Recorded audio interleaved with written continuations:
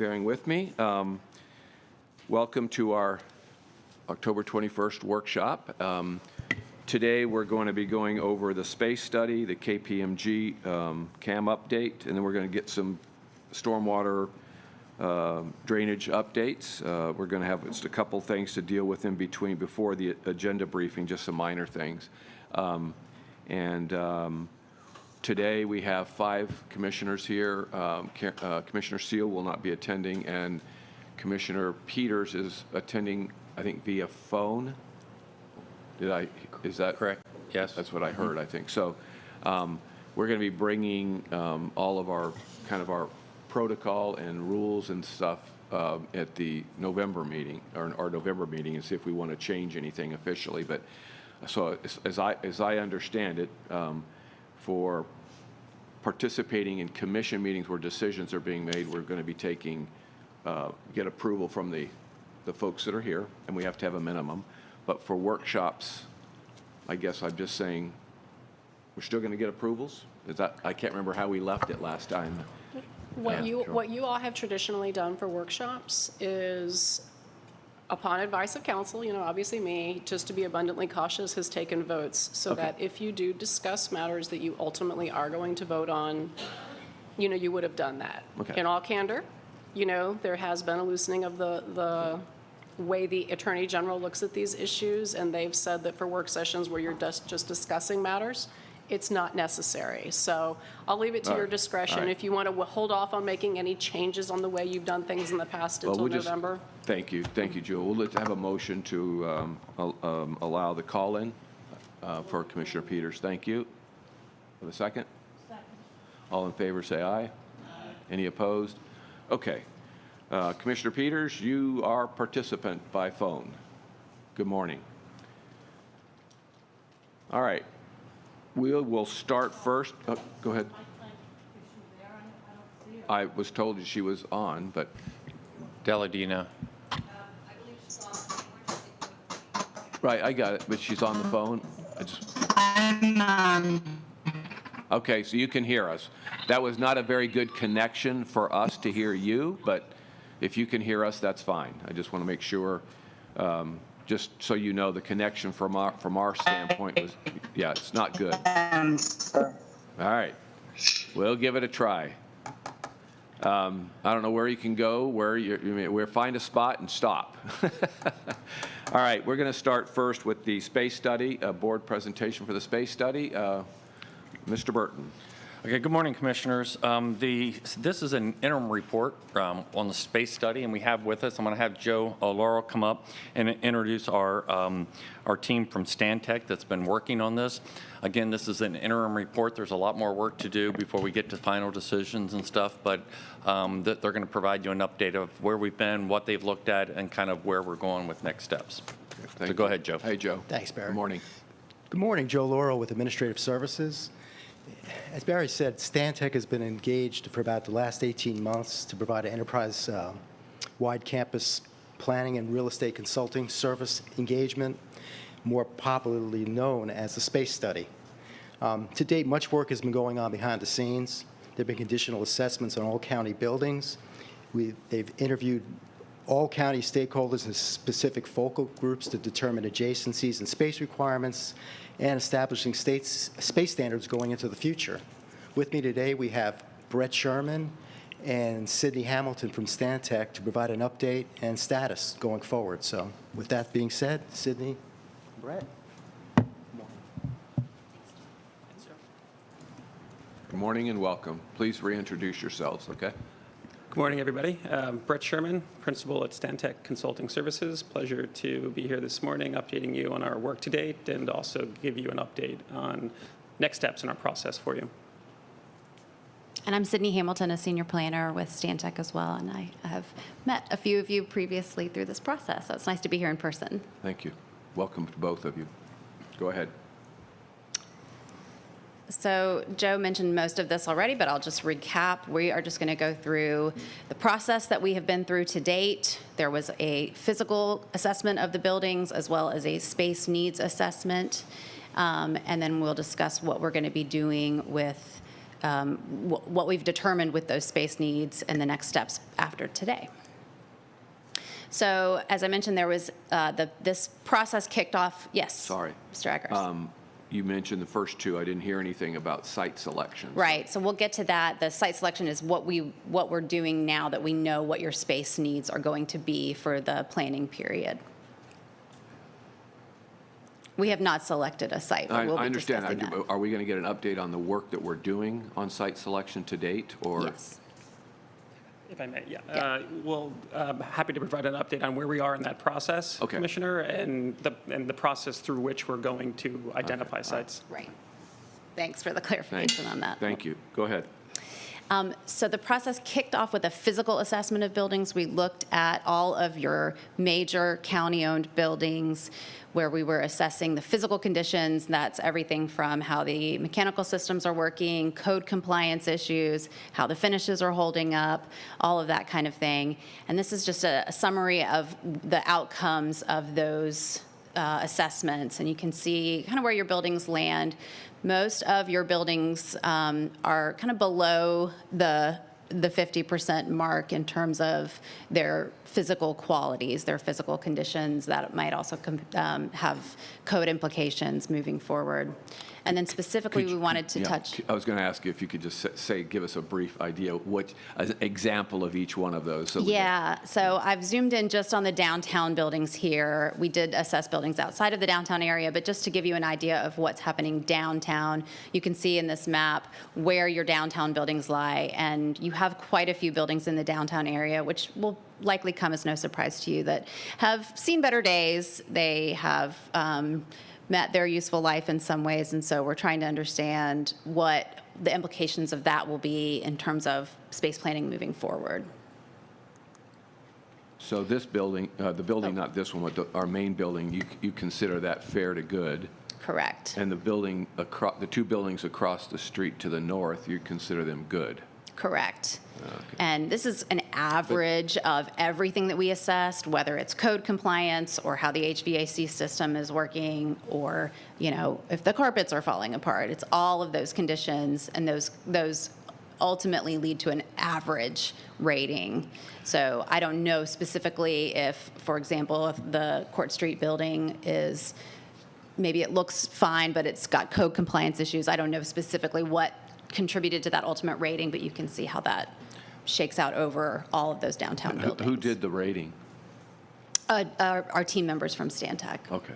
But I think what you can see, Commissioners, is, everybody thinks of our 315 building, but there's a lot of other places in which we have people in space. You can see the green up there. That's down by the to the far east, and across from our code enforcement group. That's a large building. There's like 100 and some odd people in there. You can see a bunch of the red buildings. Those are old houses. I think one of them, Joel was in, where it's an old hotel or something. So there's several different spots where we have people that you wouldn't traditionally, unless you knew about it, that people wouldn't see that that's where we have staff. So. Right. There are detailed reports associated with each of these buildings downtown and other properties that were part of our scope. That's available to the board and to other county agencies should they want to get into the details of them. Yeah, I'll be interested to look through those a little bit. This building, or the main building that we're in, being 60 years old, 40, 1960, right? I think that sounds right. Yeah, so about 50 years old. Yeah. And the condition that it's in, and it doesn't get to the poor status, so that's interesting. Commissioner Long? Thank you, Mr. Chair. I'm sure you're going to get this, but I'm just amazed that you're considering the 315 Court Street building in good shape. And I'm very curious by what standard you're using, because over the years when we've tried to do things to, for example, upgrade security or work on the air conditioning or the heating, depending on the time of the year, or we have heard the stories about how well, we have antiquated this or antiquated that. The facade on the outside of the building all needs to be replaced. All the windows are, you know, way below standards of what we'd be doing Yeah, today. we noticed And that. so I'm thinking, if that's good, I sure would like to have an example of what, I mean, Yeah, sure. Let me go back a slide. So good is below the 50% mark of where you want a building to be. You want a building to be excellent or good. That particular building was ranked as fair/good, which is below average. It's not really a favorable rating for that building. And you can see it's kind of the orange color to indicate it needs some work. We know that it has some code compliance issues. As you mentioned, the windows need some help. There's some mechanical issues in that building. So the finishes might be in really good shape, and that might have brought the rating up a little bit higher. So it might, what might be in good the finishes, so, you know, maybe the flooring in the lobby looks really nice, but the rest of the building, kind of behind the scenes maybe, is what's falling apart. So the rating, and as Brett mentioned, we do have detailed reports, so I can certainly share that with you, and you can see what brought the rating down. I would not say that that's a favorable rating for that building. The word good might make it sound favorable, but it's meant to indicate that it needs some work. Interesting. Okay, thank you for explaining that. Yeah, sure. Commissioner Justice had a question. Thank you, Mr. Chairman. Well, I think not so much a question, it's just as we're factoring into the decision process, it's that cost of updating, because how we started this conversation when I first came on the commission years ago was the windows, that we needed to replace the windows. I'm on the 5th floor and I can hear conversations on the street, but to replace the windows was cost prohibitive for the labor involved in taking off the girder and all of that. That's kind of how we started this conversation. So the building may be perfect except for the windows, but the windows cost $15 million to replace. Right. So it all, So I think Right. the condition assessment is just one piece of it, because that really just gives you an indication of what the building is. It doesn't necessarily, it's just one factor in considering whether or not you want to stay on that location and make those investments or go to a different location. And so, you know, for that purpose, I think it's just one data point we can, you know, use. Well, it's obviously, I think for all of us, it's when you're talking about spending the money that we are for a new building and consolidating, and that's a big, big driver, right? That we It have is. buildings that are in bad condition that, as Commissioner Justice said, replacing capital on those buildings is prohibitive almost. To me, It is. it becomes almost like an obsolete building. And I never know of an obsolete building that's good. Well, I yeah, think, and you know. have to balance with whether you're wanting to make that investment or whether you want to build new or buy Yeah. a different building. And you see one of our major buildings right behind it, which is where all of our human resources are, and IT and OTI and all them. That's in red. That is in poor or fair. And that's a significant part of the campus. So I think you put that in totality with all of the red that you see. We would either have to make a significant investment in that campus, or again, from a cost-effective standpoint, evaluate that with relocating or building new. Yeah, And I think it's just probably the definitions of the words excellent versus good versus fair, you know, where we're struggling with that, so. Yeah, we can certainly provide and follow up Yeah. how we've defined those. They're defined in the detailed reports, of course. That'd be And good. Okay, go ahead. Sydney will discuss the functional efficiencies of the buildings as they're laid out now, but to a couple of the commissioners' points, in these reports, we've estimated the capital cost of any capital upgrade above $10,000, I believe, that would be required in each of these buildings to bring them up to good and maybe excellent condition. So estimating what it would cost the county to bring these, you know, we'll get into however efficient they are in their current status, up to good across the board will be numbers that you'll have access to. And just for folks who may be watching, for perspective, the buildings that you're rating here are the ones that are being contemplated being brought under one roof or two roofs, if it's service-oriented and it's going to be part of a campus or separate or part of these are the buildings that we're talking about consolidating. Correct. The functions in these buildings, correct. Okay, go ahead, thank you. Yeah. Anybody else? Okay, go ahead, sorry. Yeah, so, I mean, the general point of this slide is simply to say your downtown buildings have seen better days. Now, what that assessment didn't take into account, that the programming assessment did take into account, was how the functionality of those buildings is contributing to your efficiencies day to day. So the next phase of the project was to meet with all of the stakeholders, understand how the buildings are working for you, what's not working, and what are your needs going to be moving forward for the next 20 years. So just to give you a quick overcap of the overall process of the project, we started of the assessment, the needs assessment process.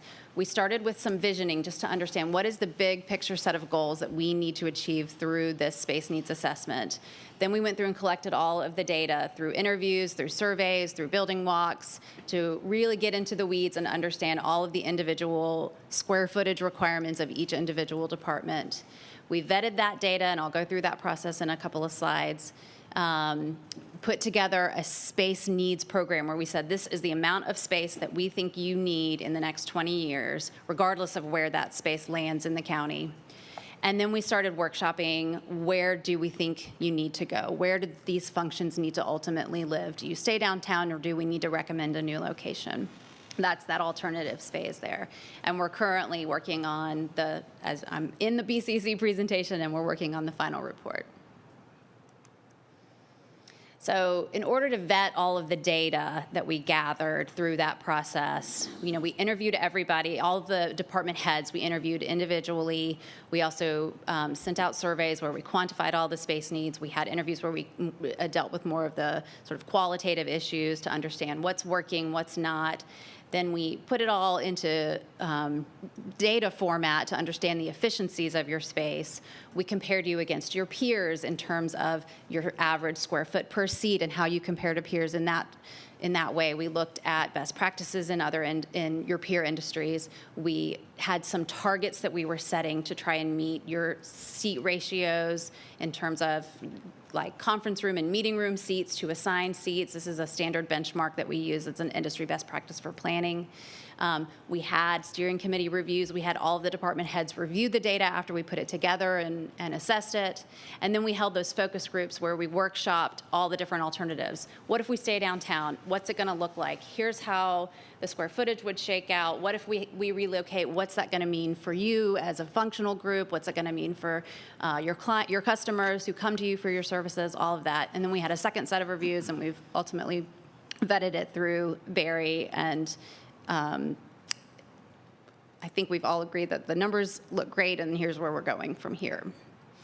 I do want to just quickly give you a few definitions, because I'm going to use some terminology over the next few slides.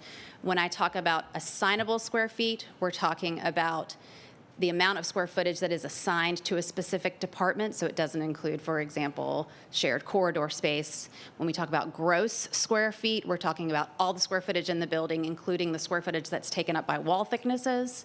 And when we talk about net square feet, we're just talking about the usable square feet inside the building. So that does include corridor spaces that might be shared. It doesn't include, for example, wall thicknesses. So there's some terminology that I'm going to be bouncing around with, and I've been told that I use these interchangeably, and often people go, wait, what's the difference? So I just wanted to cover that real quick before I move on. And no vertical stuff is included in any of these numbers, right? So vertical square footage is included in the gross, well, the base square, the bottom floor would be, right? So shaft space is not included, Okay. That's correct.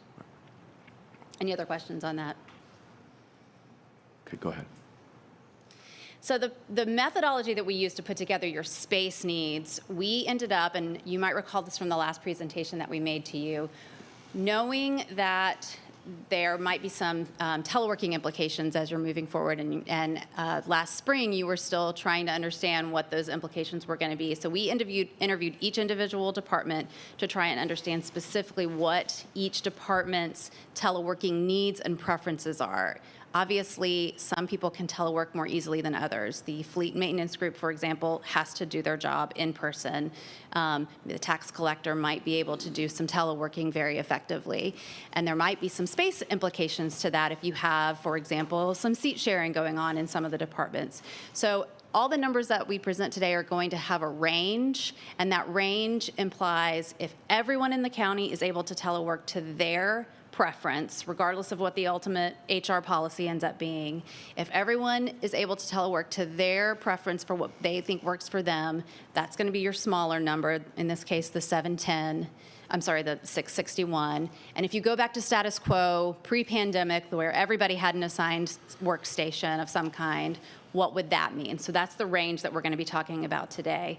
And so we took your current space, we right-sized it for current needs, which means looking at, for example, the jail, where the old jail building, which is now an office. It's quite an inefficient building. There's a lot of circulation that, because it used to be a jail, they were able to accommodate only so much space in that building, but it's quite inefficient. So we right-sized and said, in an ideal world, if you were able to build this building to the best efficiency, what would that be? And if you had all of the right office spaces that you need and all of the right conferencing spaces that you need, and if your fleet wash bay was the right size. So we right-sized for current needs, and then we took that and projected it out 10 years. So that's the middle number is what we think you currently need in terms of square footage. So you currently have about 743,000 square feet of space. We think you currently need 690, which shows you just how your space could be much more efficient than it currently is. And this is across all of the county buildings that we assessed. And then in the 10-year mark, you can see the projected need. So if everyone teleworks, about 661,000, and if you go back to the status quo, about 710.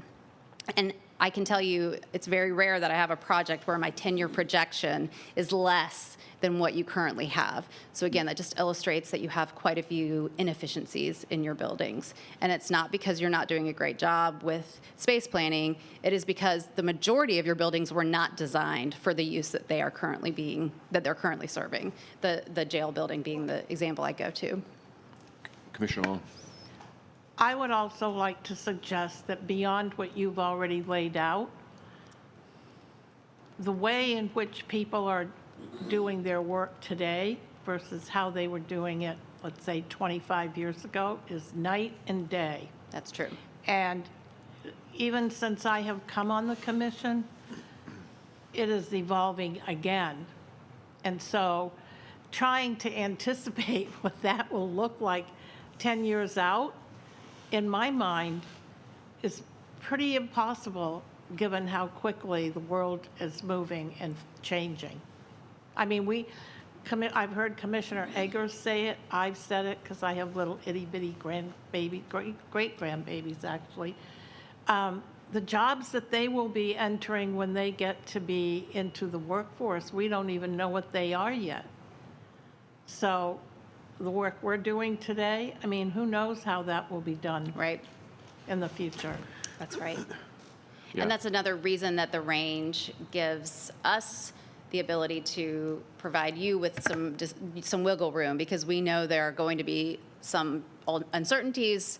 There are going to be decisions down the road that we didn't foresee. So we always want to plan with some flexibility in mind. Yeah, and the buildings of today and the interior construction of today hopefully brings more flexibility as we go forward and adapt to, the changes that will be coming.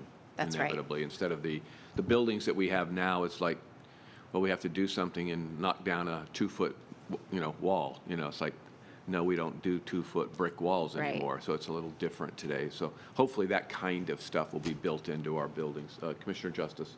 Thank you. You brought up the jail building, and I just wonder about, when you're looking at it globally, if something like a jail building, which would be a pretty large piece, if that skews the data, or if you remove that out, because we're not going to be talking about jail buildings necessarily, because we... No, let me back up. When I say the jail building, I'm talking about the former jail that is now 1400 South Fort Harrison in this diagram that's across the street from 315. Okay, So it used to be a jail. It is now an office building, and you responsibly took the portfolio of buildings that you have and you converted it. And it looks like you didn't even know that. It used to be a jail. If you've been in that building, you might know, oh yeah, okay, I know, I kind of can see that. I don't know about Commissioner Eggers, but I was never in that building Yeah. before its current use. Yeah. Me either. Right, yeah. So it's been converted into office space, which is a responsible use of the building, but that was, 50 years ago now. It's served its useful life, we think, and because of it, it's inefficient. So that is why, in your specific case, we're looking at numbers like this, where we were able to draw out quite a few inefficiencies. And that's just one example. The majority of your buildings truly were designed for something else. So you have adaptively reused a lot of buildings in the county. Any other questions on the numbers? Go ahead. Just to show you some of those comparisons that we made, your current average square foot per seat in the county is pretty high. And again, that has to do with how you've adaptively reused buildings, and therefore there are some inefficiencies. So you're pretty high compared to what we normally see with public organizations. You're at about not quite 400 square feet per seat. The targeted averages that we have in the planning study, if you go to everybody's teleworking preference, you would be at about 234 square feet per seat. And when I say that, I'm not talking about your office space. I'm saying if you look at an entire department, all the seats in that department, you look at the total square footage of a department, including the break area, all of the circulation space, the copy room, everything like that, how that averages out per the number of seats in that department. So I'm not talking about a workstation size. I will get into workstation standards in a minute. And then if you went back to kind of the status quo, you would be at about 256. And that's much more in line with what we see peer organizations having for their averages. And then here's kind of the standards. So we did look at your existing Pinellas County standards. Again, because you've adaptively reused a lot of buildings, you're not going to move a wall, 12 inches just to meet an office space standard. So most of your spaces don't meet the proposed standards that Pinellas County has. And we also wanted to just revisit that in terms of what are your peer organizations using. Some of your space standards were pretty high based on what we see in other public organizations. So we did propose a few changes. We did increase the size of the proposed hoteling and field stations because, as you know, we are considering more use of hoteling stations. So we increased that proposed standard, and then we right-sized the others. You can see large private offices, which would be all of your offices. We did not change that. That's right. That's going to stay where the existing standard was.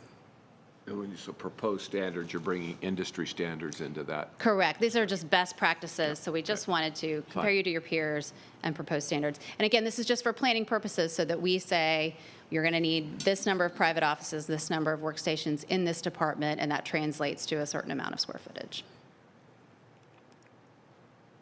So then when we finished putting together the space needs and we had all the vetting and we reviewed the numbers and we did revisit a few things based on feedback that we got from individual departments, we then started trying to figure out, okay, well, what are we going to do with this? We have the numbers. We know how much square footage the county needs. Where does this square footage need to ultimately land?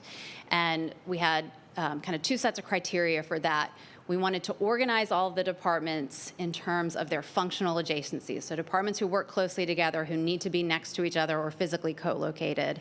And then we also wanted to put them in the best physical location within the county. So if most of the people you are serving are in a certain location within the county, or do your services, for example, want to be distributed? So, human services, for example, needs to be distributed throughout the county to reach most of its customers. But some groups that are in, for example, development services, it's best to have a central location where everyone can go. So we wanted to kind of understand both who needs to be co-located, which departments, and then where do they need to be physically in the county. And then we start kind of moving around all of those different options. And then we wanted to check that against the project goals that were set at the beginning of the project and understand the implications of the physical building conditions. If we stay in the physical building where you are now, if that works for the functional adjacency and the physical location, what does that mean for your physical building location? Is it worth it to keep suffering through these bad windows, for example? And then we organized all of the departments into kind of group headings based on their security needs, who they're serving, and the type of work that they do. There are a handful of groups that straddle a few of these. For example, the county clerk. The county clerk does a lot of public-facing service, but they also serve internal clients quite a bit. So we organized into these 5 groups. Internal services, which are primarily groups that are serving the county internally. Some groups might have some public-facing, for example, human resources. Obviously, they're interviewing external clients, but their primary client is internal to the county. So all the technology services, employee relations and workforce, those types of groups. Primary client is internal. Their security needs are going to be a little bit different from a group that's seeing people who walk in from the public, right? So then the public group is that center column, public-facing. Your department, for example, is considered a public-facing group. You need to be accessible to the public.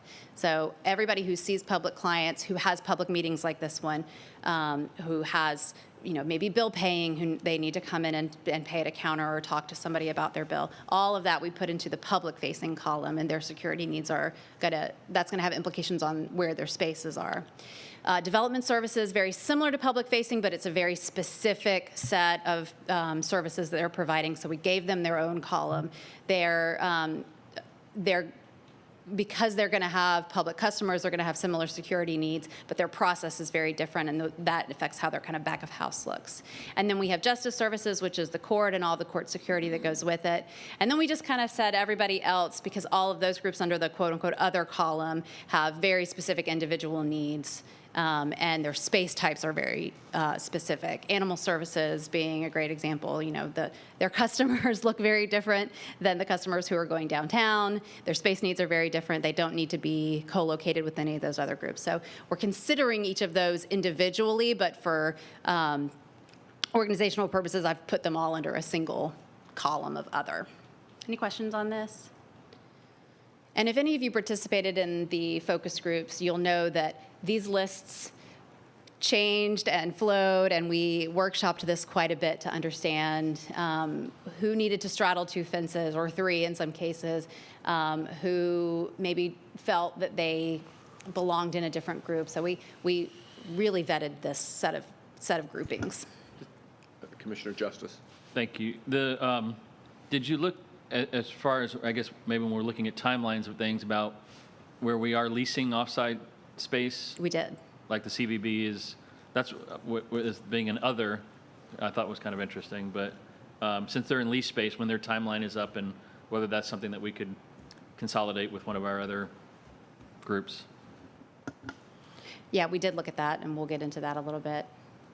There are a couple of groups under that column that are they're county organizations, but the way that they function is almost more like a private entity, even though their oversight is certainly public. Kind of the way that their customer service works is a little bit different than, say, utilities, right? Their mission, if you will, is different. Any other questions on that? Go ahead. So this is how the space needs for those 5 groups shake out. So the other is the largest group, and that's because a lot of those departments have a lot of space. Fleet maintenance, right, has huge amounts of space because they're housing vehicles. Animal services has quite a bit of space because they have medical exam rooms and things like that. It's not just office space. So a lot of those groups have quite large footprints, and that's another reason that you find them to be more on the outskirts of the central services of the county. And you can just see how each of those groupings, how much total space within the county each of those groups accommodates. And again, we're looking at the range of if everyone teleworks to if you go back to your status quo.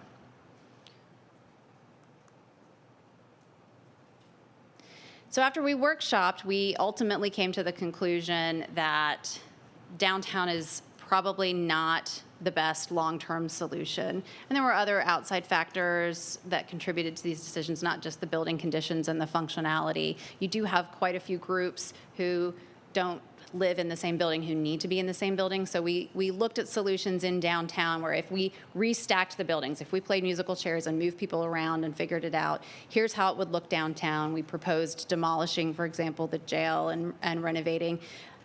Ultimately, we came to the conclusion that even if we were able to put all those Band-Aids on it, downtown is not the best location for all of the functions that are currently in downtown. So we wanted to start understanding, if you moved, what would that mean? So we put together the site criteria, and we came up with these sets of criteria. And so this is kind of what we're looking for in terms of, if you relocate, what are you going to need? And the groups that we're talking about are everyone on that slide with the exception of the other column. Yeah.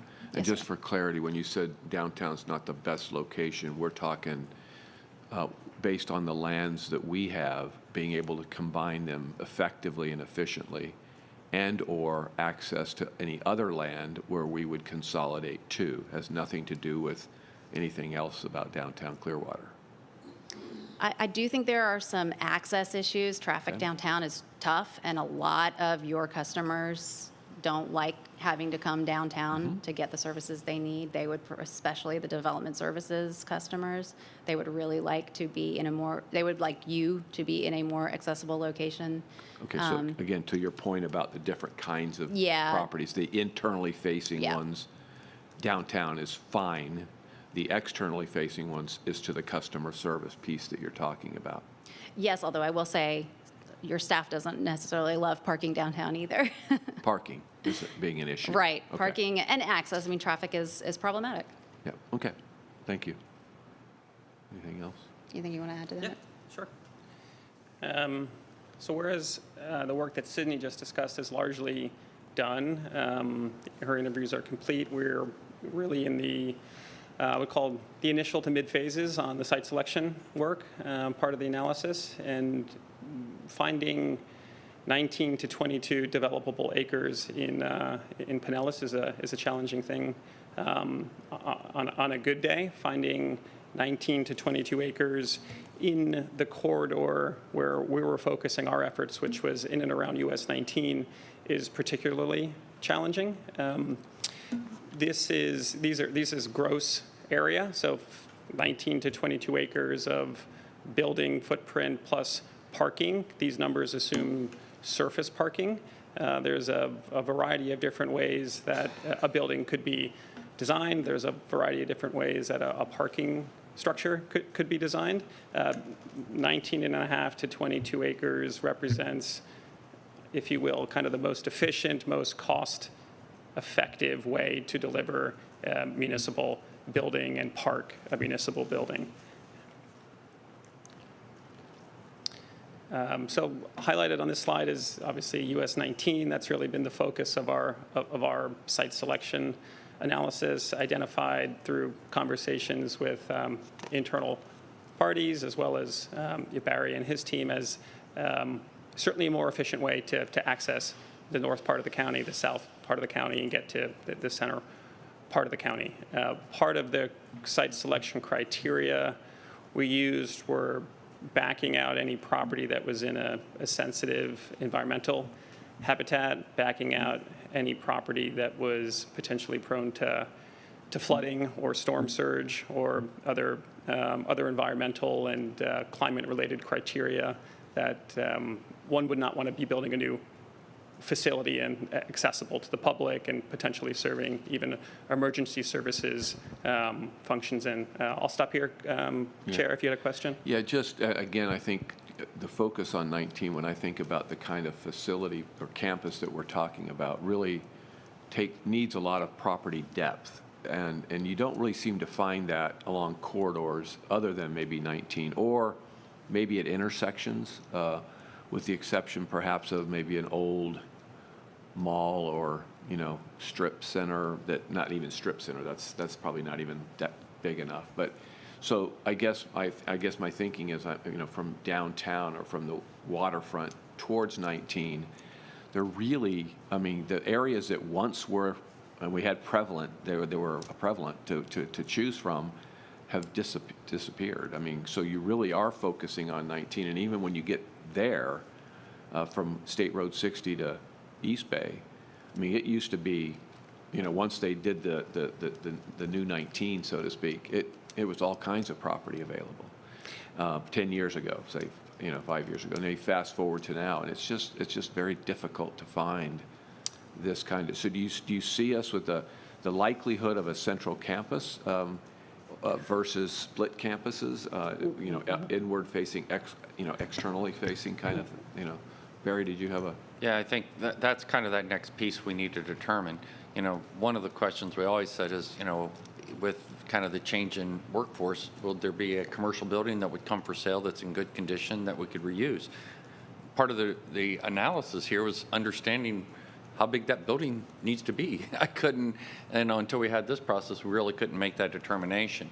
So now looking at whether it's a campus, whether we have 2 buildings on one site or 2 buildings on different sites, those are some of the decisions that we can look at now that we have kind of the footprint of the various functions and the types of functions that would be necessary to be able to look at some of those land choices. And you're right, you know, finding 20 acres is next to impossible without some land assembly or other things like that. So that'll be the next challenge, but that at least puts us to where we can make some of those choices. Yeah, I think we'd like to give as many options to the county to consider as possible.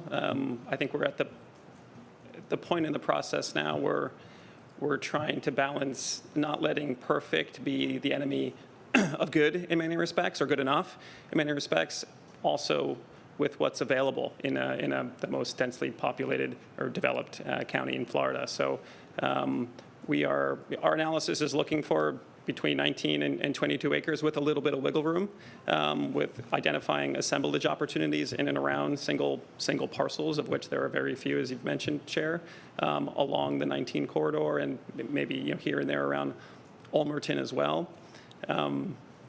Recognizing that there are very few, if any, single parcels currently being marketed that match that criteria. So we're looking at properties that, some of which have existing uses on them, some of which clearly are not for sale, at least in the market at the moment.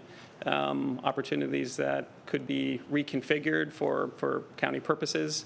So we're trying to put together as many realistic options for the county to consider, both from an acquisition standpoint as well as a development standpoint, because as I mentioned in the beginning, 19 acres on the low end could be maybe 18 or 17 for the right opportunity in the right location, serving the right internal and external customers. Yeah, and the other thing I'd just like to keep in the back of our minds, I know we've done, Barry's had staff do some detailed work, which hasn't, I guess I haven't seen it all yet, but kind of an inventory of all of our existing properties, which are many. So as we think about these things, there might be, some places where we can, even get into some swapping of land with some of these targeted areas. So again, to have some creative juices along those lines would be helpful, because man, it's just, I get excited when I think about getting rid of a lot of those properties that we have for whatever purpose. I mean, we may say that this area is a perfect area for some affordable housing or whatever, but at least giving thought to that list as an exchange for some of this stuff that we may have to accumulate. There's no question that we have a separate process that is looking at all of the available property and whether there's a future use for that, or is it just available property that we no longer need. So they are going through that. And I'll just give one example. We have a fleet building here on Ulmerton, and it's a very large site. It's got several uses, but that could be a different use, because we don't need as many fleet locations as we have. So we'll look at things like that, and whether that fits to be a permit center. We don't think so, but that could be freed up for a commercial piece that would offset the cost of purchasing property somewhere else that maybe is a better location. So we will look at some of those options and look at current property that we do have. And then obviously the whole political overlay of moving out of Clearwater. Has to be. You know, and I've talked to the mayor before this presentation. That's something we've had good, you know, we have a very good relationship with Clearwater. And we've said, and we're going to keep them informed, and we're going to work with them. I mean, we're talking about a long-range plan. You know, this isn't going to happen, you know, tomorrow. You know, it's going to take time. It may be done in phases. And so, but, you know, we certainly will work, you know, with the city throughout this entire process. Commissioner Justice. Thank you. When you're looking at that, well, now I'm reading it. The 20 acres is all our downtown. That's not our off-site. That's not our fleet. That's not our animal. That's none of those. It's just the downtown. What, and I guess this goes into that next process if we're talking about selling or swapping or whatever, is that, I mean, we're limited on our 315 campus, at least as far as the historic courthouse. Yes. I mean, that remains. So the other acres, I guess, is available for whatever discussion, but that courthouse remains. Well, I should put that out because I have no doubt that following this presentation, you'll probably get about 100 calls from developers that have great ideas, you know, about our land or what, you know, they want us to sell or, you know, and we'll have a competitive process, and we'll be working with commercial real estate people on any of this, not, you know, because somebody made a phone call. But we have some decisions to make. So, for instance, a historic courthouse will have to stay. Well, we have courts downtown right now. And so we did work with the courts. Their response was, we'll figure out what, you know, your long-range plan is, and then based upon that, they'll engage with us and see, you know, do we build a small court next to that, or, you know, some of that's consolidated with the court expansion anyway. So they'll go through that process following kind of our planning process. Well, And so we'll have to work with them. right, and there's certainly there's a million options about using that space. I was on a committee once at the university when we were building a brand new section of the campus, and I mean we had a space use architect that worked with us, and I mean got down to basically we had little color blocks of each function, and then tried to put it together, and I kind of see that as far as we're looking at the different internal, external, that we could consolidate the internal into one campus and the external to another campus if we can't find that perfect massive spot somewhere. And that seems that downtown site could be all the internal, including, I mean, it could be the CVB. And anyway, I mean, we're not at that point, but it's an interesting process to go through on that space study. And by the end, we had designed it all, and then they slashed our budget in half. We had to throw out half the building. But that's what I'm looking forward to getting into that part of when we talk about where goes what and how we piece those things together. Yeah, and you know, the area they didn't necessarily break down that I think you'll find, even within the public-facing, there's public-facing pieces where we may want things behind a secure environment and areas and functions that are public-facing that we don't. Development services, you know, typically doesn't come through mags because you got builders with, you know, nails in their pockets and blah, blah, blah, and you may not want that as in a secure environment, and our general courthouse with clerk functions, you may. And so that's another layer that we're going to have to look at.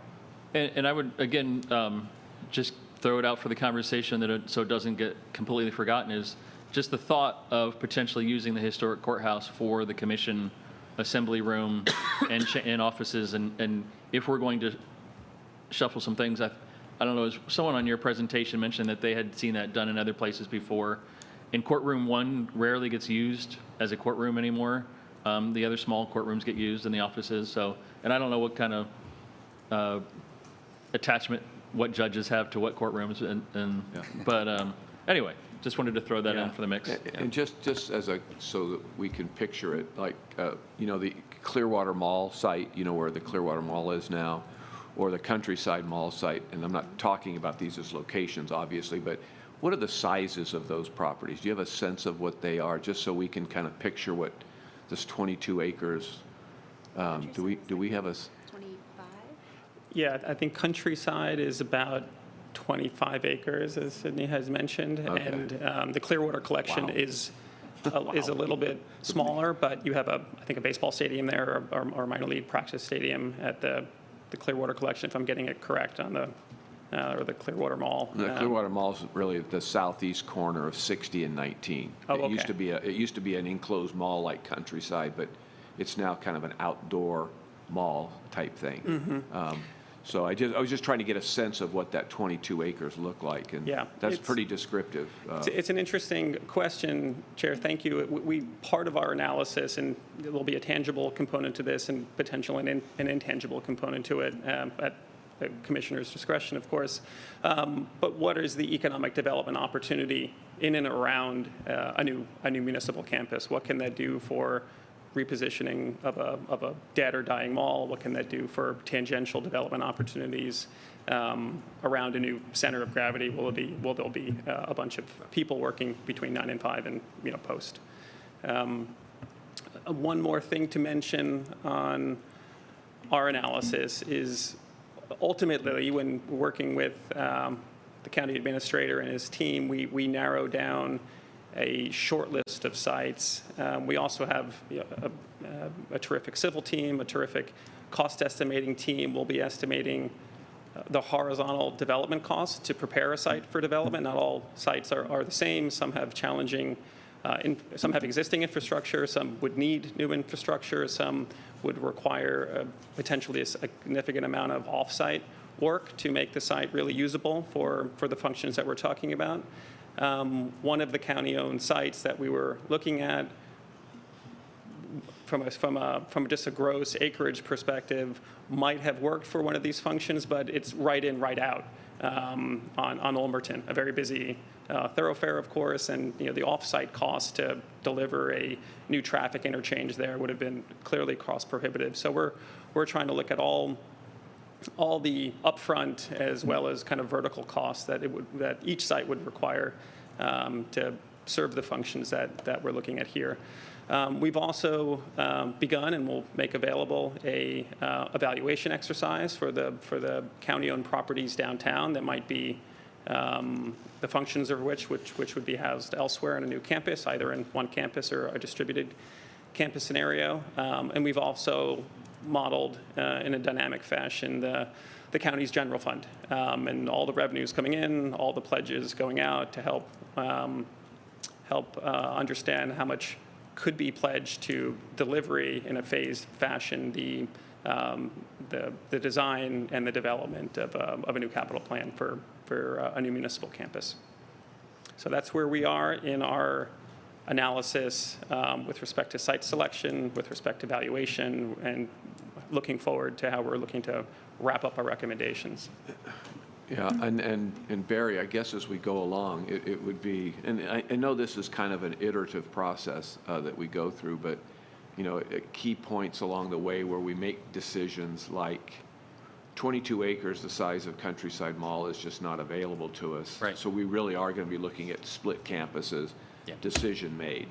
Kind of at some point we're going to have to start narrowing this huge undertaking down to make it more manageable and actually something that you can plan and implement. And I think that'll be the next step. We're going to need to get to that point where we say, okay, here's some choices. I got 5-acre parcels, but that means we're going to have to do a 3-story parking garage, or I can do X, or and then we can have 3 or 4 choices that we can get in and kind of talk through and work with and decide what works best. And that'll really be that next phase. And I'm really, again, I just say it again, I'm really excited about the process that you're going through on the other side, which is inventorying what we have and having that discussion too, because the last thing I want to do is be buying property at high prices and then waiting a decade to get rid of all the other ones at low prices. I mean, because it's a hot market, and it probably will be for the next 3 to 5 years. So we ought to take advantage, if we're going to be caught up in the cost issues, that take advantage of all of these beautiful properties that, not all of them are beautiful properties, but many of them are well situated for great development opportunities. So, And I think we have to have a team in place to be able to manage that portfolio management process. yeah, you got to be dynamic, entrepreneurial, all the, yeah. Yeah. Yes, Commissioner Flowers. Thank you. Thank you for your presentation.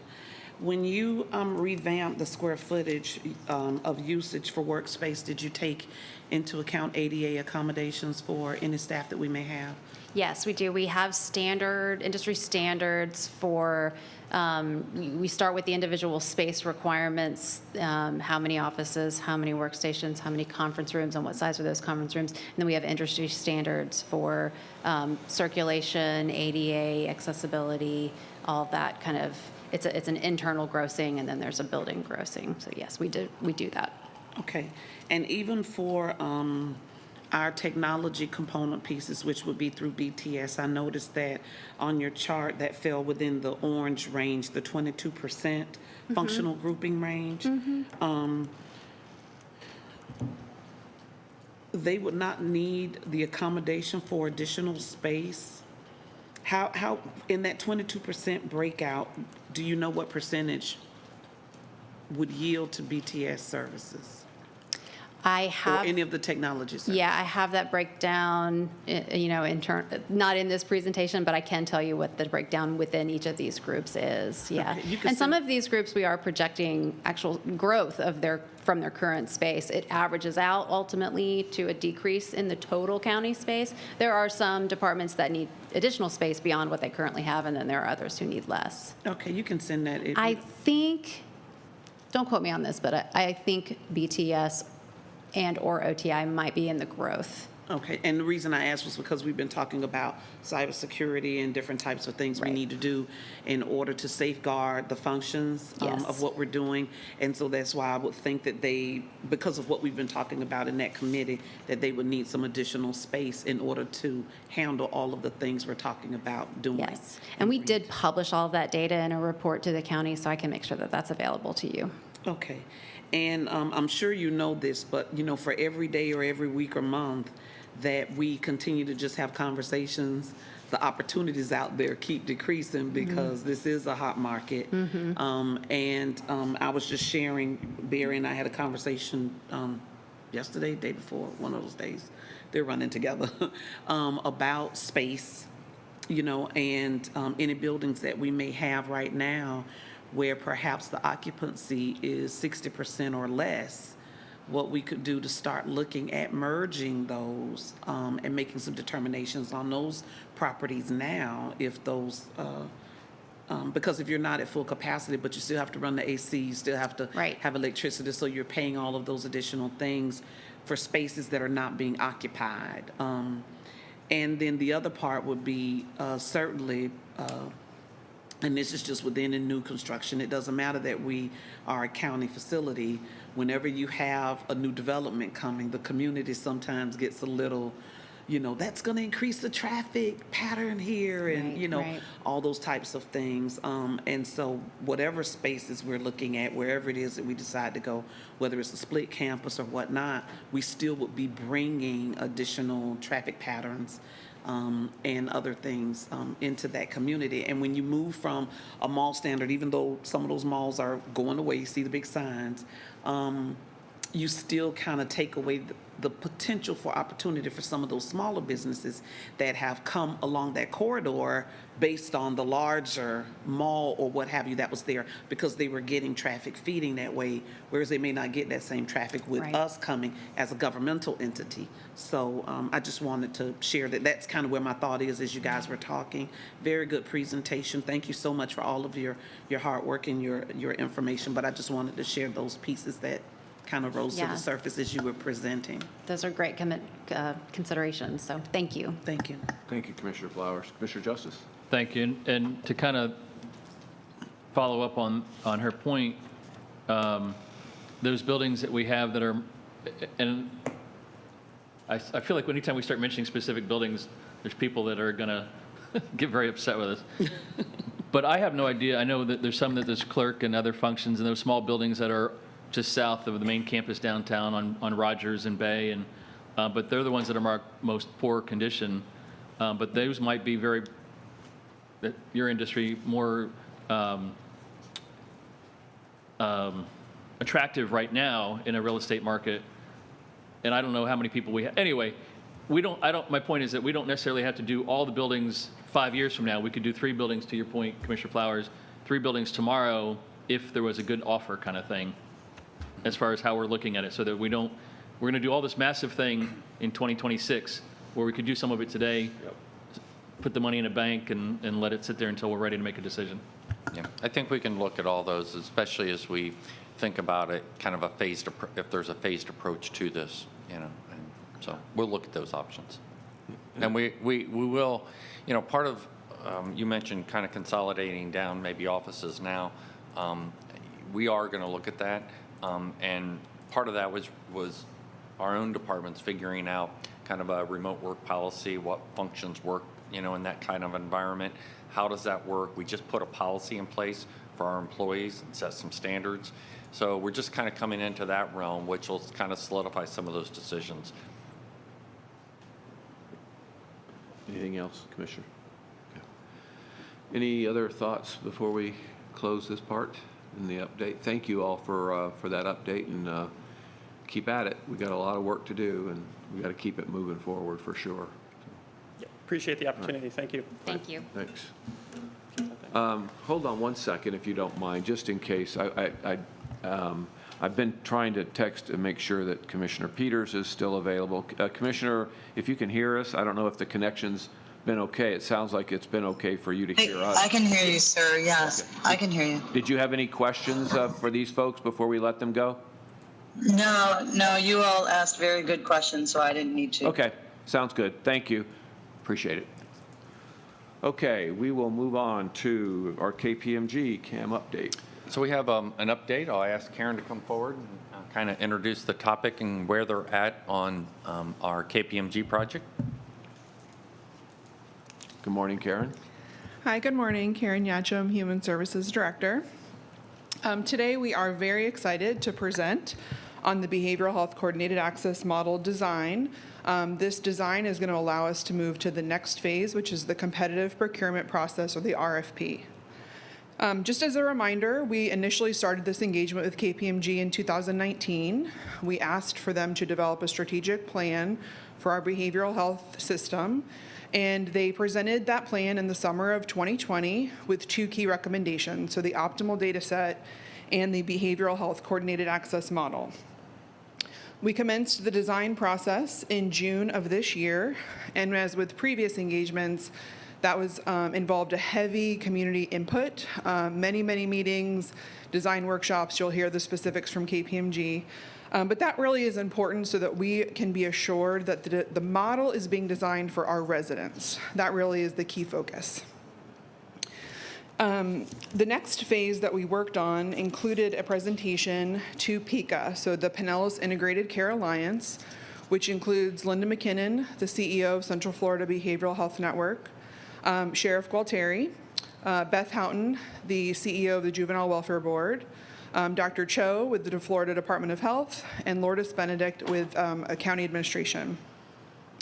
We received overwhelmingly positive feedback from that group, and really an ongoing commitment to this process. So part of the process is that we develop a charter as PICA, as the funders, and we all sign, indicating that we're moving in the right direction, we're moving together as funders throughout this process. We then proceeded to present the information to Barry, and Barry indicated the next steps included bringing this model to the commission today. So with us today, I'm going to introduce KPMG. So we have Bill Zizik and Vivian Demian with KPMG virtually to present the model. Thank you. Thanks. Welcome, both of you. Well, good morning, Mr. Chair and members of the board. Again, my name is Bill Zizik, Managing Director with KPMG, and I also serve as the project executive for our work at the county. And again, with me today is Vivian Damian, our Executive Director with KPMG and our Clinical Strategy and Operations Leader on all of our work with the county. Next slide, please. For today's agenda, we will be presenting a 30-minute overview of our engagement status and approach. We'll talk through the key features of the proposed design of the Coordinated Access Model, or CAM, as we call it for short. And we will share next steps in the process and timeline as we look ahead. Next slide, please. As Karen mentioned, your board will recall that KPMG's original recommendations were centered on two key initiatives. First, an enhanced data and performance approach to managing the system of care for behavioral health and the providers within, called the Optimal Data Set, or ODS initiative, which is ongoing. And second was the establishment of the coordinated access model.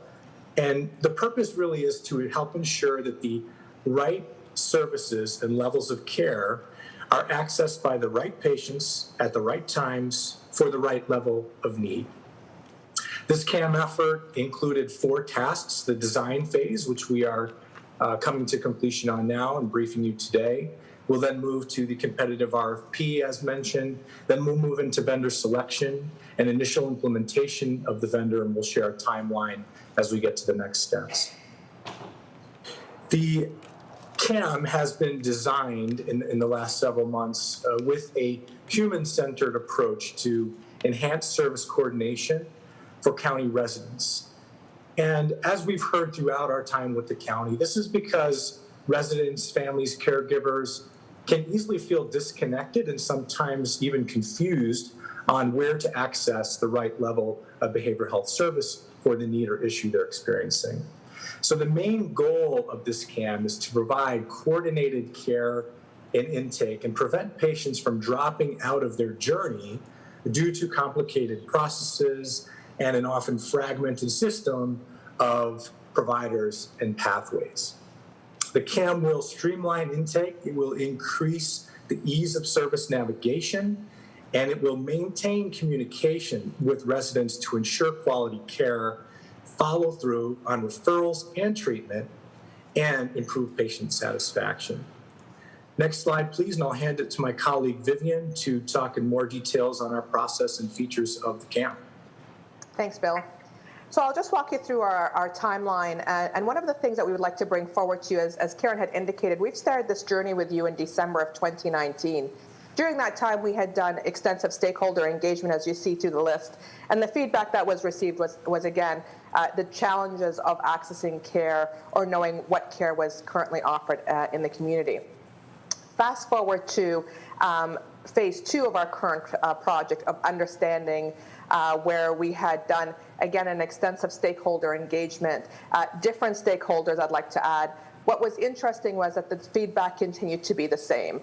So almost a year and a half later, the feedback continues to be that it is a challenge to access behavioral health services, and it is unclear as to where care can be provided. In addition to that, providers themselves, such as child welfare or schools, indicated the need to send multiple referrals to service providers and not knowing where their consumers are within their wait list. So it just, again, adds to the need for the importance of the design and the development of the coordinated access model. Again, as Karen has indicated, we had done 3 design workshops in which stakeholder feedback was brought forward, in addition to both jurisdictional scan as well as leading practices reviews, in order to facilitate and to assist PICA in developing the coordinated access model that we're about to describe to you. What you will see here is different multi-pronged approaches to the design of the coordinated access model. The first part was the no wrong door approach, in which the coordinated access model will be a virtual hub. However, consumers can still walk through and access services as they currently do through service providers. The focus was not to change what was currently happening, however, but to enhance the access to care. In addition to that, service providers who may be experiencing a long wait list will give consumers an option to connect with the coordinated access model virtually through either telephone or video conferencing, and this will be facilitated through the coordinated access staff. The next step would be which providers will be participating. It will begin with those that are funded by PICA, and particularly those that are funded through Pinellas County as well as Central Florida Behavioral Health. With that, the coordinated access model will then expand and grow to focus on other providers such as those in the private practices. Third aspect will be hours of operation. There was a lot of discussion in regards to what hours would be most suitable for Pinellas County or the consumers of Pinellas. What jurisdictional scans and leading practices reviews have taught us and showed us is that there's actually 2 models. One, the focus of integration with current crisis services, which includes mobile crisis, the suicide hotline, as well as the crisis stabilization unit. And if that occurs, then the first model would be 24/7, 365. However, if there isn't an integration, it would most likely be approximately a 12 to 13-hour operation. This will be decided pending on vendor requirements and submissions of the RFP. A phased approach was also deemed to be the most appropriate, as lessons learned from those that have implemented coordinated access models indicated that the phased approach was probably what it has been the most successful, in which it allowed the coordinated access models to tweak the model and to ensure that it's meeting consumers' needs. And therefore, PICA determined that the group that they would like to begin off with would be adults between the ages of 18 and 64, and those that are seeking ambulatory services, high-intense ambulatory services, such as psychotherapy, case management, etc. Once that is established, they will then move on to implementing another phase of the approach, which would most likely be child and adolescent. And then once that has been deemed to be successful, they will then implement the third phase, which should be seniors. Once the coordinated access model has been fully implemented, the PICA, as well as the coordinated access model vendor, can then determine if they wish to expand the model to other services, such as lower levels of service or higher levels of service, which we'll talk about when I go into the next slides. And lastly, PICA will be responsible for the overall governance of the coordinated access model, in which they will review the CAM metrics and evaluate the success on a monthly basis. And based on the metrics, they will then be able to decide or make decisions on the future of the CAM, as well as what stages that they're currently in. Stakeholders' feedback will be sought formally as well as informally upon implementation and periodically as part of the review cycle. What I will describe with you here is both the intake as well as the services that are offered through the coordinated access model. As indicated, this will be a 1-800 number. There will be text-based, web-based, e-referral forms, online chat, as well as virtual. Walk-ins will only be conducted through service providers. The intake functions that will be provided there's two options, and again, it will be depending on the options of will it be integrated into crisis services or will it be a standalone. The Cadillac model, as we call it, of those integrated into crisis services will be offered through the coordinated access model with the focus of being able to step up or step down consumers into crisis services. What also aligns with that is the option of services, and you'll see that to your right-hand side. And we have highlighted the differences or the variations between the models. So if an integrated model is developed through crisis with crisis services, the services will also then be incorporated into that. One of the key features that we would like to just highlight as an enhanced option is the last two bullets, which are the psychiatric consultations as well as the prescribing provider consultations. This Cadillac model is really for those that are seeking prescriptions, and particularly for those that are either leaving justice or the emergency departments or require 1 or 2 sessions. It is not meant to be an ongoing relationship, but really just a bridge until they can access appropriate services or that they go back to their primary care provider for ongoing prescribing responsibilities.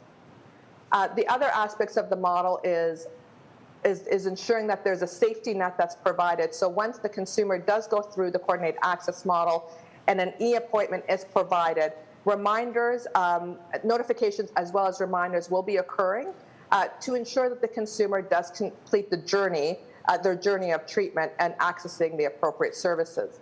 One of the key features that was heard through the stakeholder engagements was that appointments may be given, however, consumers are not following through, which is not an uncommon thing for our consumers, for certain consumers. And so the CAM will provide that safety net and support. Of course, this is all will be facilitated and enabled through the technology, and part of that will be a shared platform. The goal is to have consumers tell their story once, if at all possible. And part of that will be conducting screening, initial assessments, and demographics collections into the shared platform so service providers can then pull from that information and then build on it rather than start from scratch. Vivian? In addition Vivian? yes? Question Yes? real quick on that page 6 where you have the triangular shaped model there. Where does the crisis intervention part work? When they contact the coordinated access model, obviously you're not doing a referral at that time. Are you doing as a provider including, is that like 911 under crisis management, or how does that roll into this model? Yes, great question. So it can be. So one of the things that came forward in 911 was sometimes consumers will call in, but it's not technically a 911 call, and they have regular consumers that do call into 911 to speak to certain individuals. And so at that point, the 911 caller will then determine that the call is not appropriate or not deemed essential for a 911 response, and then they could then triage or call into the coordinated access model, do a warm handover with the coordinated access model, who will then take the call and basically facilitate the interventions. And the interventions could be, a call with the coordinated access model. It could be triaging to the suicide hotline. It could be triaging to the crisis mobile. Again, it will be based on what the clinician's thoughts are. And I'm assuming in the long run that we would develop this model so that anybody with any kind of behavioral health issue, whether it's crisis or otherwise, would be able to be like a 1-800 number or something to call the coordinated access, which may in turn require a 911 response or something. Correct. Yeah. It could go both ways. Yeah. That's correct. Absolutely. I got you. Okay. Yeah, thank absolutely. you. Anybody? You're welcome. Okay. Go ahead. So as I was indicating, so the shared platform is crucial, as what we had heard repeatedly was that information on consumers was only kept within the service providers that were caring for that individual. And so often either 911 or EMS may be repeatedly going back out to a call, but not understanding or knowing what has really happened or transitioned from the last time that they had called. And so that is the large aspect of what the coordinated access model is. What I'll do is I'll go on to the next part, which is you've seen this triangle before in our initial report out to you. And what we've done is that we've basically numbered the levels of care. And so the focus of the phased approach will focus on the third level, so number 3, as you see right in the middle, where it provides providers that offer structural therapies such as individual or group or CBT or case management. Once that gets developed fully with both adults and then child adolescent would be next, and then seniors, the coordinated access model may then, as well as PCAM, may then choose to then complete the focus on the base of that and include others that they could refer directly to. Prior to that, the coordinated access model will provide linkages to other services that will be in the lower levels, specifically to those for peer support, such as NAMI and family support services, which would be a key component to assisting and bridging until the service providers are able to pick up the client. An important aspect there in regards to advertising or marketing will be targeted advertising and marketing based on the phased approach that will be conducted. And of course, this is probably a silly question, but the way it's going to be marketed and packaged will be that when they access the moment they access that, then the HIPAA standards will prevail, so that privacy and all of that is in play. That's a key requirement of the RFP that's being issued in regards to that, ensuring that it's done. But also, once the consumer does engage with the CAM, all of the PHIPAA information will be a requirement, so they can then share the information with the service providers. Yeah. Building that credibility and security and confidence obviously is going to be important, so that our residents in crisis or whatever mode they're in feel comfortable reaching out. So thank you. Absolutely. Moving on to the next part, what's really important for us to note on this slide is that the CAM is not to replace what the service providers are currently doing. It's also not to provide any direct services, with the exception of if the vendor does basically indicate that they could do the psychiatric consultations as well as the prescribing consultations. However, the intake functions and the services functions that are offered by the service providers will continue. The only difference will be is once the consumer walks through their door, and if their wait times for screening is long, they can direct the consumer to the coordinated access model for a faster, more rapid intake and screening. In addition to that, Vivian? yes? Hang on Yeah. one second. Commissioner Gerard had a question. Sure. I didn't know if you saw me. So what, you're talking about support being given between the time somebody accesses the model and their appointment. In first place, do we know how long the wait times might be for an appointment? So we don't. The service providers we don't have information. When we did the second phase of work for the optimal data set, we were unable to pin down how long consumers per se were waiting for case management for that particular example, other than how long it was taking for screening to occur. So we don't have a wait time, and that is really the purpose of the coordinated access model. That's one of the key performance indicators. Right, but they will have an appointment by the time they hang up the phone. That's correct. Okay. That's correct. And so what form does that support take while they're waiting to get to their first appointment? Do somebody call back and check in with them, or what does that look like? Yeah, so there's actually multiple options that they will be provided. So eye therapies, where it's an app that could be provided, and we've seen that for other jurisdictions where it's like iCBT or eye cognitive behavioral therapy or peer supports that will be provided. But in addition to that, based on where the consumer is and based on what the clinician's intake and screening has done, they will then have a discussion with the consumer to say, would you like me to text you in terms of regular follow-up, a phone call, and consumers will also be able to call back in to that particular worker, and basically to ensure that there's facilitation between that time and when the assessment is. We do appreciate and recognize that might be time-consuming. However, there's going to be a heavy lean on peer support staff through NAMI and other services to ensure that consumers are being provided some form of bridging until the appointment is actually taken. Okay. Or Thank you. attended. That's good. That was my Vivian, next hold- question, whether there would be sort of e-services or.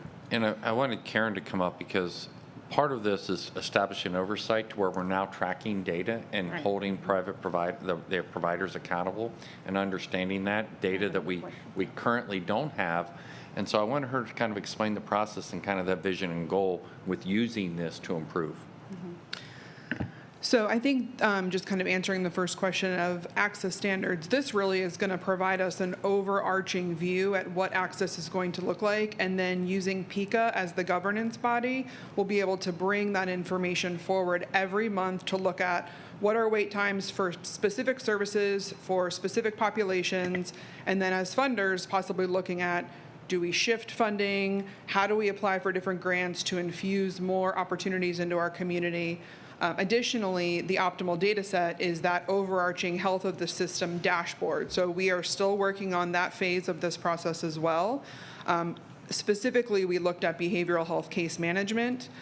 So that dashboard is going to be able to the first dashboard is case management, but that's really going to be able to show what does access look like on a monthly, daily dashboard, and then of the individuals and families who are receiving those services, what are their outcomes? So we have kind of two tracks that we're working on. The coordinated access model is going to be real time. So how long is it taking? Which providers have streamlined access, which have open access? And then where are our gaps? So do we have gaps with providers of color? And is that an issue for our residents? And then the vendor may be responsible for engaging additional providers, so that no longer is a wait for our system. Great. And my other question was, when we issue the RFP, if the psychiatric services or the crisis services are going to be optional, or because I'd really like to see us include that. So we're building this as kind of a menu. So I know we use the term Cadillac. This really is an overarching menu that we're going to put out, and really looking for vendors to respond with what has worked nationally or internationally, what are the best practices, and what can they bring to our community, kind of shorten some of those gaps. Yeah, because that's going to be difficult to patch in later if we don't have it from the beginning. But anyway. And if it's helpful, part of what we did initially was we met with the 911 staff. We met with 211, who also operates the crisis hotline, and also Kpmg, who operates the mobile crisis response team for youth up to age 25. So we're really trying to look at what is the CAM doing now, and then what is the intersection in the future to various crisis response models. Yeah, and I'd really like to see that integrated like that. That's great. The other question I had is I'm assuming that part of our, when we talk to the community, that we've included at least understanding what the VA's role is along this line and how we either can be complementary or totally separate systems, because obviously we have about roughly 10% of our population are vets, maybe a little less. But so responding to their needs might be an additional service that they get on top of what they're getting at the VA. I just don't know what the VA does, what we do, what we hope to do in this plan. So I just hope there's at least some communication. With it. I can say our goal really is to navigate to the right system. So the vendor that would be selected for the CAM, our expectation is they have knowledge of all community resources, but also have knowledge of insurance pathways for those that are insured. So we also met with some insurance providers about this model, because what we heard initially were from some of our residents who have insurance, who are trying to call their insurance providers, and they're struggling with finding the right connection. So our hope is that the vendor understands VA benefits, understands the services that are being provided in our community, as well as if someone has United or Aetna, what their available tracks are and who their listed providers are as well. Yeah, because as they call in, that may be the referral, right? Correct. To somebody there, and then being able to follow up. They've been very open to working with the community, as you know. So, you know, being able to follow up with them, even them, to find out how that care is being taken care of for that particular vet, I think is still important, even though we've kind of turned it over to them. Because it is so confusing for folks when they're trying to figure out, even if they're a vet, like, where do I go? You know, what do I do? At that moment, it's a lot more difficult to process. So I would say our gold standard, so I know we used the word Cadillac, but whatever word we want to use, is that we have warm handoffs and live scheduling with multiple providers in our community, multiple options for our residents so that they can have a decreased wait time, and that the CAM can then hold that information so that if a return call is made, they know where they were sent before. The CAM holds that information. So we're really hoping to really kind of put out everything on the menu and have the right vendors respond to what they can do for our community. And how would the follow-up feedback system look like? I mean, in terms of, did they get the right care timely, and are they continuing to be treated, or at some point do we let it go and then wait for another call perhaps? And how do we? Well, I think our hope is that the CAM and the ODS work in sync. So the optimal data set is really that kind of return on investment, looking at quality indicators.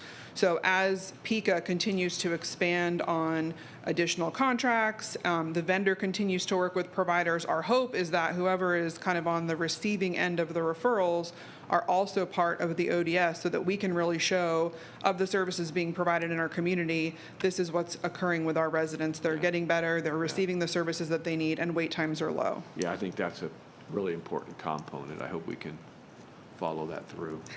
And you got, you know, you were using Cadillac and Gold Standard and things like that. I also want to just remind us that those come with price tags, you know, and so that's part of the component in the evaluation process that will need to occur. Staffs, you know, and Karen in particular, you know, really talked about the integration of the psychiatric and the drug, and we already have programs. So, but part of that will be to kind of price out several of these things, so we go in with our eyes wide open when we get to those decisions. Yeah, so again, I think just a question that came in. I think she's having a hard time connecting, but the question was, how are we making providers accountable? How would that look? What would that look like? And maybe that's the same question that you just answered, but So as far as any of the providers, I would say that goes back to the governance structure of PICA. So PICA is really the funders. So it's Central Florida, it's the Juvenile Welfare Board, it's the sheriff, it's the county, and it's working together with the provider. So what's going well, what can be kind of gleaned from provider to provider, and then if things aren't going well, bringing the provider in and having that conversation at that funder level. So I think that using PICA as that governance structure for both ODS and the CAM is really important, because we've all kind of locked hands and said we're going to do this, and contracts will follow. So we have kind of received the commitment from Central Florida Juvenile Welfare Board that we're going to start looking at contracts with similar language, similar structure as best we can. Yeah, yeah. I mean, obviously, making them accountable is important, and we want to have the partners, and if they're anticipating issues, to be able to have that open door policy to say, hey, we're really tight, or we're now out 2 months, or we're out, you know, Right. and there's a funding issue, we need some more people, whatever it is, as you continue to develop this. But I think back to Barry's comment is that at some point we're going to be talking dollars and what that looks like and who's providing the dollars and what we're, you know, this is obviously a crisis thing that's going on in our country, so it's not something that we have to address in some fashion and do it better. So, Barry. And just a reminder, we did include within the budget projections for this cost. It will be part of our American Rescue Plan funds, but we have included within our base budget to where we can absorb the ongoing cost. And just now, at a certain level, the key will be when we get back the RFPs of how much these various components cost. Yeah, Commissioner.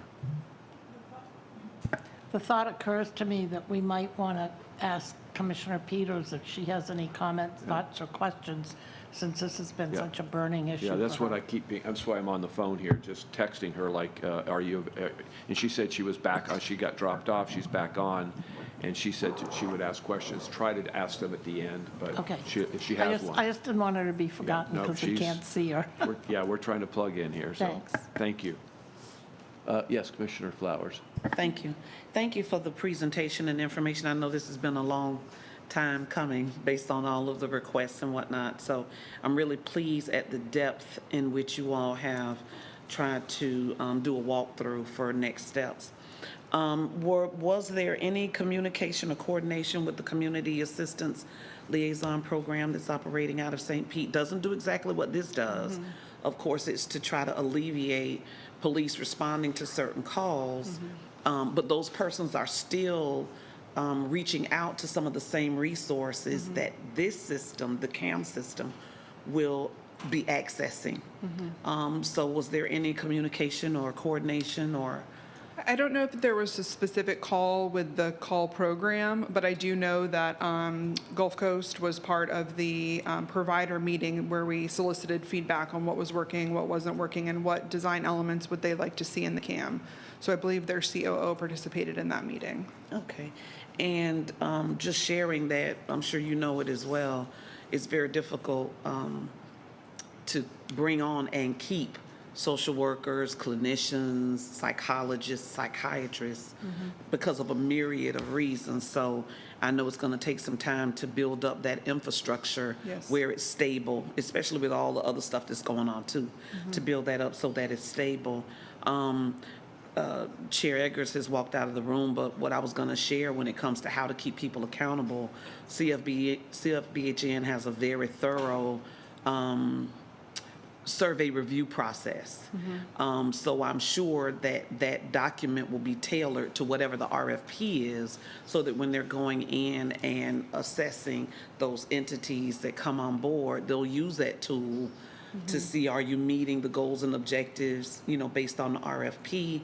And then from that tool, we would be able to derive how many persons were seen, how long did it take, how many recidivated back to previous behaviors, you know, just all of the data that he was asking for. I'm sure it'll be available in that roll-up, and we could get that probably quarterly or so to help us plan further to look at costs, you know, and things like that, or if we need to pare things down, ask our partners to grow some, you know, portions or whatever, so. Absolutely, and I really think that we could absolutely provide quarterly updates, but that really is the spirit of PICA. So bringing those KPIs, bringing the data to the funders to look at, are we meeting the needs of our residents? I think part of also the beauty of PICA is we're sharing best practices. So each of the different funders has kind of their expertise with surveys, with data collection, with program methodology, and this really has provided all of us an opportunity to do deep dives into our quality assurance review process, contracting, et cetera. So. Okay, and for the RFPs, I see that your age range was 18 to 64. Is there any reason you stopped at 64? So And I'm thinking for some of the seniors that may have some mental health issues and/or concerns and things like that. And sometimes it's difficult. We seem to have a little bit more money for that 18 to 25 range in general. But for some of the older persons, it's sometimes a little more difficult for them to access services. Sure. So the RFP, what we're going to be asking of the responding vendors is that they serve all. So they serve all ages from 0 to senior. But we're starting with 18 to 64 when we roll out. So some of what we heard from some of the national experts was if you open it up all at once, the system can crash, it can be overwhelmed. So the thought was just to start with that age group first, so that the system doesn't crash. And then once we have kind of the wheels moving, then open it up to the additional age groups. But the idea is that this is for all of our residents of any age. All right.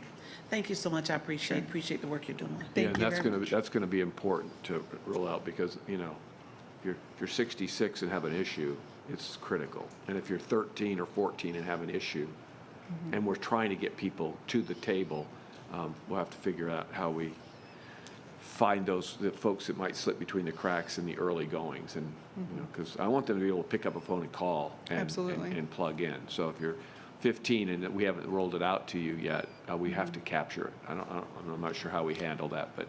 Yeah, and I think it would be a phased approach. So if things are working well in the first, quarter, it may be a very quick time that we open up those age groups. I think just the concern was we don't want the system to be overwhelmed and crash and then be a disappointment. Yeah.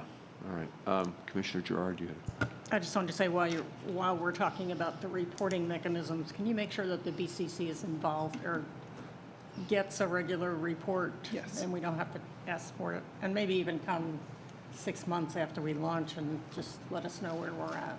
I will. Thanks. Okay. Go ahead. Great, thank you. I'll turn it over to Bill to do the next steps. Very good. And this is our last slide. So finally, in terms of the path forward, KPMG is currently working with County Human Services and Purchasing to review the draft RFP. And with an early November timeframe is what we expect for RFP release and advertisement. As mentioned, part of this analysis will be providing both internal cost-benefit analysis and looking at what the vendors provide back in terms of those enhanced services such as psychiatric crisis or others. We expect a 6 to 7 week solicitation or response period with submissions from the vendors being received before the holiday break. Of course, some of that is subject to Q&A. And then in January, we'll commence with the vendor response evaluation phase, and then hoping to get to contract, best and final contract, whatever's required by sometime in early to mid-spring. So finally, before we open up to any final comments or questions, I'd like to close with our sincere thanks to your board, the County Administrator's Office, Human Services, and Purchasing for their continued leadership, support, and diligence on this important initiative as we work in partnership to take it to the next phase. Thank you very much.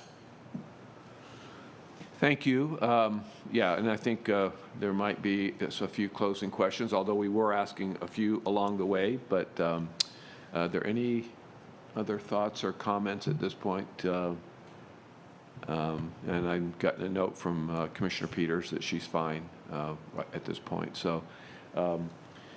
And as we go forward, then I'm just thinking about this coordinated access model that's virtual, and it's got the people that are going to be doing the work have to exist somewhere, and I'm not sure how that's going to be incorporated with connections, with people who are trying to make connections, and if there's issues with a connection, what's the backup plan? I mean, these are things I know that are details, but I'm thinking about somebody in a crisis mode calling in, and then we're just having connection issues, or do we have backup plans? And I'm assuming like 911, it's, we have those kind of issues. Well, there's a difference between crisis services, somebody that's in crisis, and an emergency response, and those resources are available now. But what this creates is a virtual world to where wherever you walk in, you can get connected through this process. And so it's not one front door, it's, many front doors. And I think that's the beauty, in that, whether it's an emergency room or at a provider or other place. And that's why I think we're going to see through that. Karen can certainly elaborate on that, but that's, I think, one of the things they've been working on is to have an intake process and a referral process that is more global. And again, I want to make sure I'm clear on this. It's not just a place to call and have a referral. It's actually, we're going to have people that are there. It's not like a phone operator. We're going to have people there that provide value-added behavioral health care services to address the situation that's coming through the front door. Now, let's Karen, it is a place to call, but it's connected with existing providers and existing places. Maybe that's Yes, so it is a place to call. The options that we're looking at are kind of web chat, calling in, text-based, and then it's the operator are going to be skilled staff in the behavioral health arena. So it could be bachelor's prepared with multiple years of behavioral health case management experience, licensed clinicians, master's prepared. We're really looking to the experts who are going to respond to the RFP to really outline, based on their history, what would they recommend. But what we're looking for is the call-in, the triage, the assessment, the information gathering, and then the connection to that right service. So it's not just a referral, it really is the warm handoff. So the vendor is really going to have to work on knowing what services are available in our community and continuing to build on that as additional calls come in. That's fine. Yeah, that's kind of what I was envisioning, and I just want to make sure that that's clear. And again, this virtual world is a different world. Obviously, we're getting more used to it this past year and a half. But so the folks that would be working on the call system, the intake system would be multiple. Depending, I guess, it would be multiple people in multiple places that. They wouldn't have to be together in case somebody has an issue that they want to bounce something off of. You're really just totally virtual, not a place to consolidate callers or, It's really, the menu is really open, so we're going to look to see what if they say that a call center environment is what they would recommend based on their experience, I think we're open for that. This is just kind of that RFP. Okay, fair enough. Thank you. Sure. Anything else? Okay, well, Vivian, Bill, thank you for the presentation. I know this is an amazing amount of work that's been going on, and it's just great to be able to have this discussion this morning. And obviously, all of us are extremely interested in getting this moved forward. And at some point, we're going to have to look at the model and the cost and the benefits and all of that for our residents who are clearly in many of them in crisis mode for behavioral health. So one of the questions that I just got was, when's it projected to be up and running? Let's just assume for a minute that we get our RFPs back. It looked like sometime in December, and then you'll start the evaluation process in January. At some point, we'll have to make a decision on the provider. And then there'll be an estimate on time to be up and running. Do you have any sense of that? Yeah, correct. And just again, as you know, where we're sitting right now, we can make the estimates. It depends on a lot of factors, but the goal is by early to mid-spring to be at contract, and then we would start with mobilization. And there would probably be a 3 to 6 month period of ramp up. So by the time we're in the early to midsummer period, we've got things up and starting. But of course, there could be a ramp up period that'll have to be discussed and negotiated. But the hope is with some of these national providers that have expanded their infrastructure and don't require creation of a physical storefront, in your county, some of this is going to be turnkey, some of it might be custom, right? And so there could be some services that they can get up and running right away, leveraging existing infrastructure and resourcing in other areas that are appropriately licensed here. But in some cases, it's going to take a longer ramping period. So some of that's going to be TBD, and again, negotiation based on cost and capability. So it's sounding like, from what you just said, that sometime in calendar year 22, that we should be providing outlets as, for services through this coordinated access model. Again, I know we haven't even sent the RFPs out, or maybe they're out, but we haven't gotten them back yet to evaluate and all of that. But I think that's going to be an important piece as we go along, just to keep checking in with that, because a lot of us, we're out talking about it. I mean, I think we're excited about the prospects of being able to do this for our residents, and so keeping an eye on that ball, I think, is important as we move forward. So thank you. Absolutely. Thank you. Again, appreciate your time this morning. Thank you. Okay. You as well. Yeah. We'll move on to a little bridge, stormwater, and drainage stuff. Barry, some updates on some projects. I think Yes, you we have have 3 or 4 of those. 2 staff from Public Works, both Rob Meteor and Jose Bentwell here. They can come forward and give you an update on several big projects that they're working on. Good morning, Commissioners. It's a pleasure to be here, and thank you for your interest in the projects that we have going on in Public Works. We have a few projects, 1 bridge and a couple of stormwater projects. I'll go through the bridge, and then we'll have Josie and Rhonda Bowman to come up and follow on with the other 2. First, we're going to start talking about if it'll advance. There we go. The West Winds Drive Bridge, Crosswinds Drive Bridge project. These projects are up in the northern end of the county, in the Tarpon Springs area. They're actually at the corner of Klosterman Road and alternate US 19. They're both in the same subdivision there, Baywood Estates subdivision. Project summary on these. After the project was awarded and prior to beginning construction, we held a virtual project information meeting. We were able to show to those attending the proposed changes of the bridges, proposed detours, and traffic control, and the contractor schedule. So we were able to give a lot of good information to the public before the project actually began, let them know what to expect. An alert system was also established for the project that allows the residents to get immediate updates regarding the project by texting the WWCW to 88877. They are able to get alerts for anything that's going on in the project, whether it's road openings, road closings, canal openings and closures, and changes in various traffic control that's going along.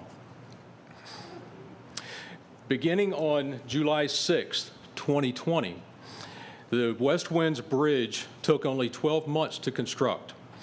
Because of multiple entrances to the Baywood Village, the contractor was able to close the West Winds Drive Bridge completely on either side of the bridge, and that allowed the construction to move much quicker. The bridge was fully open to traffic on July 16th, 2021, and the navigational clearance for that bridge was actually improved by 3¼ inches. The low bid for this project was $2.1 million, and the expenditures to date, project is complete. We do expect a little bit more expense to come in, but the expenditures to date are $2.3 million. There were some difficulties with the foundation on the bridge as we were putting in piles, and the seawall as well. So some changes in the foundation work had to be made during construction. Then this slide here shows a before and after. Quite a big difference between what we had and what we have today. Got a nice looking bridge out there and a nice roadway. What we have are 2 12-foot travel lanes, 5-foot shoulders, and 6-foot 8-inch sidewalks on both sides of the roadway. You may ask, why 6 foot 8 inches? That's a function of the beam width. That is not our normal sidewalk width. Because of the beam width, setting the roadway lane widths, and then the shoulders outside of that, what we end up with is a 6 foot 8 inch sidewalk. And I think there were some questions early on about maybe raising it up higher, and we were not able to do that, but the access underneath that is not lower than what was there before. That is correct. Yeah.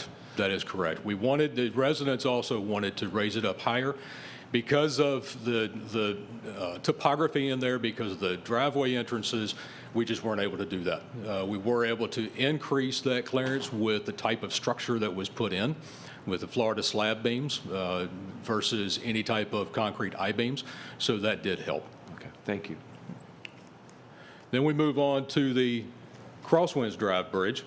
The contractor began construction on that bridge in February of 2021. Because the bridge serves as the only access to homes west of the canal, we had to end up doing a staged construction on that project. So what we're doing now, the traffic moves along the north side of the roadway in a one travel lane direction that's controlled by traffic signals, and the work on the south side is being done. The bridge has been demoed on the south half.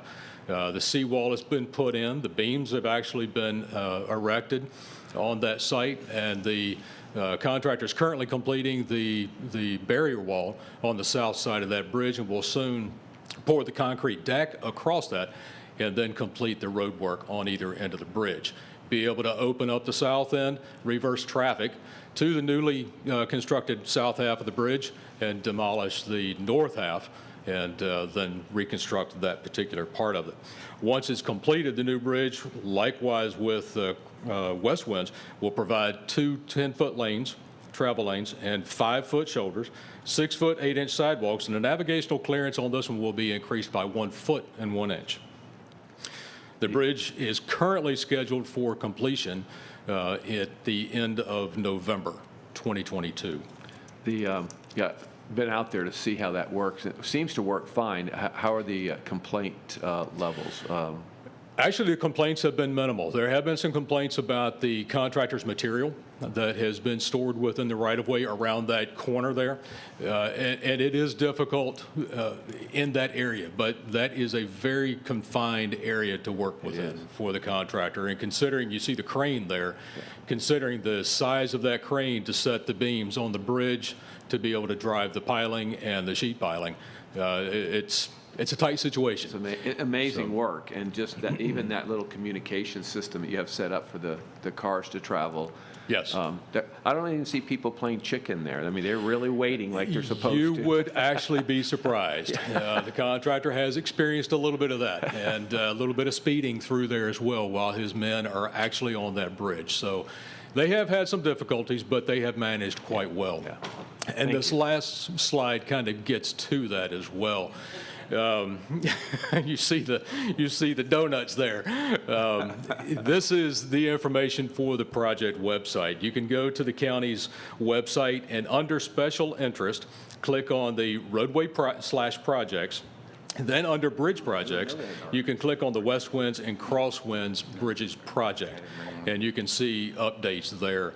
The little slide here with the donuts, just to let you know, this has been an extreme inconvenience, if you will, within the subdivision.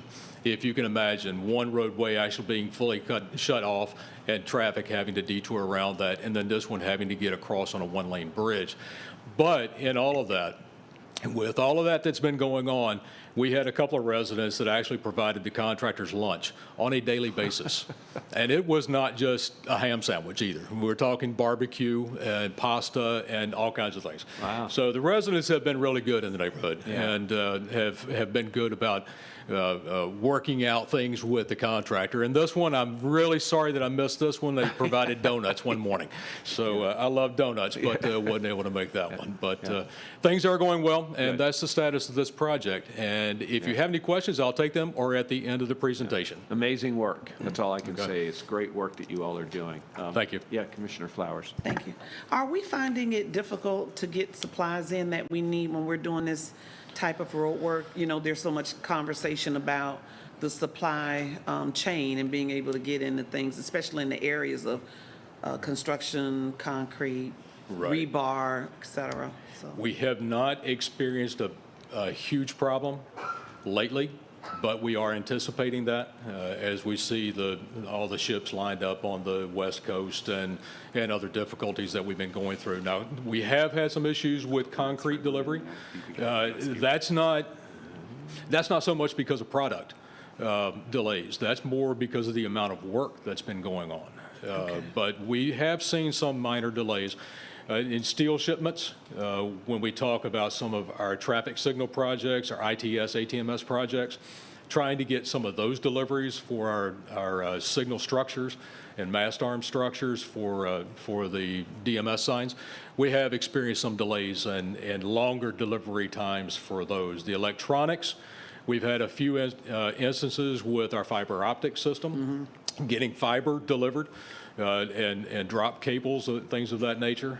Some of our cameras, CCTV cameras, we've had a little bit of a delay, but not great. Like I say, we've not experienced a big issue yet, but I think we will see a little bit more of that as we go with some new projects that are entering the construction. Okay, thank you. Okay. Thank you. And I believe Josie will be up next.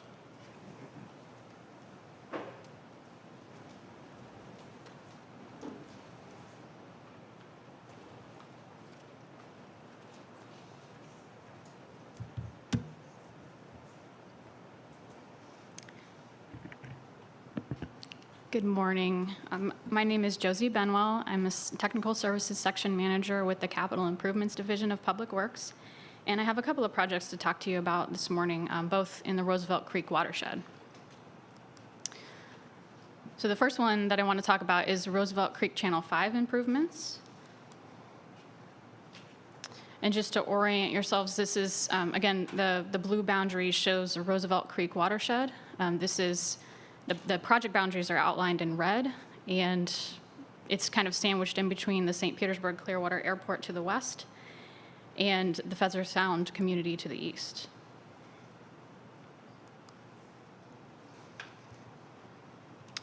So the original channel from Ulmerton Road north to the mangrove swamp, and that's contiguous with Tampa Bay, was constructed in 1978. The weir was originally constructed to help prevent saltwater intrusion. However, today the weir is regularly overtopped by backflow from Tampa Bay during high tides. During the dry season, the freshwater channel stagnates, and it experiences algal blooms and periodic fish kills due to low dissolved oxygen. The overarching goal of the project is to modify the existing salinity barrier to create a more natural hydrologic connection with Tampa Bay that will allow the passage of marine life.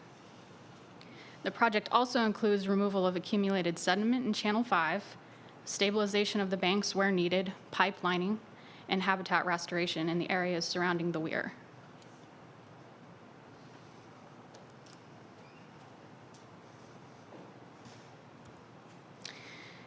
Construction of the project was split into two phases. So the first phase was to dredge the channel, remove the accumulated sediment. And that part of it is actually complete. It was done by our existing contractor, Crawford Maintenance Services. That included dewatering and disposal of the material. Extensive planning and preliminary sediment testing was necessary to demonstrate that the material could be used as a beneficial cover at the landfill and that it would grow their grass seed, as well as coordination with the airport on use of their property to dewater the material. That included design of a dredge material management area.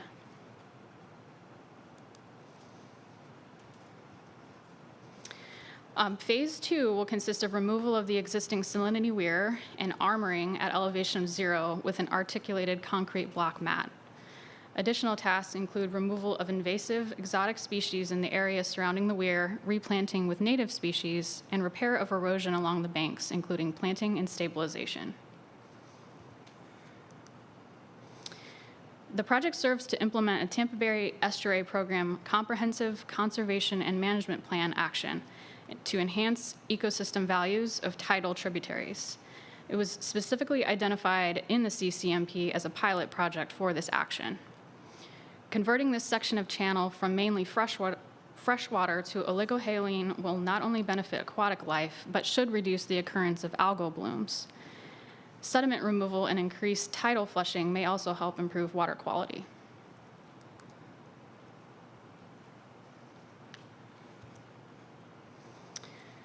The phase 1 dredging cost was about $1.7 million.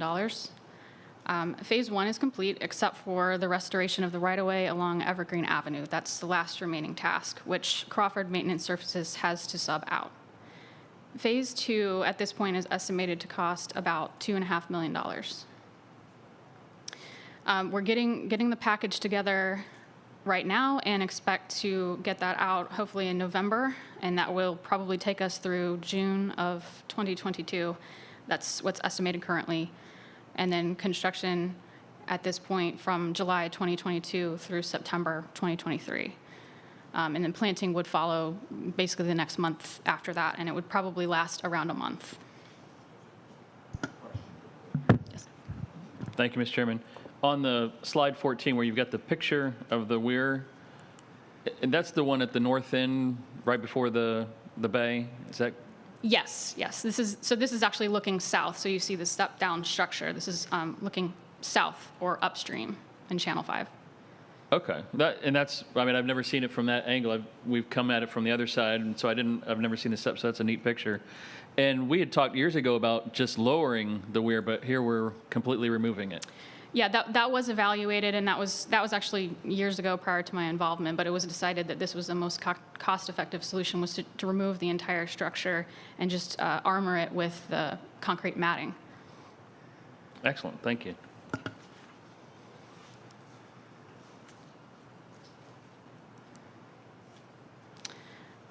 So that's all I had for the Channel 5 project. If there is any other questions, I can answer them now before I move on.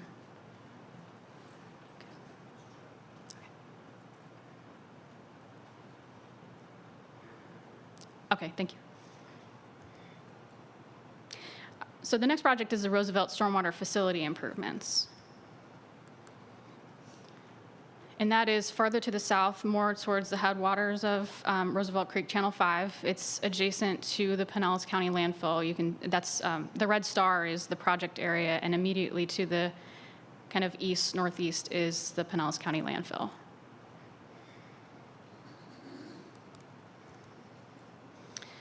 This is an area of the site during construction. The western side of the facility was constructed for flood attenuation around the year 2000, and the eastern side of the site was a borrow pit that was used to extract fill material to construct Bryan Dairy Road.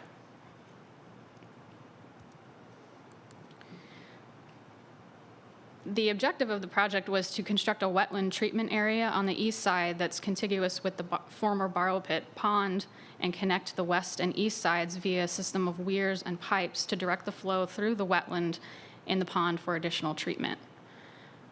Previously untreated stormwater flow from the ditch north of the western side of the facility and the neighborhood in the center at the south was also directed into the facility for water quality treatment.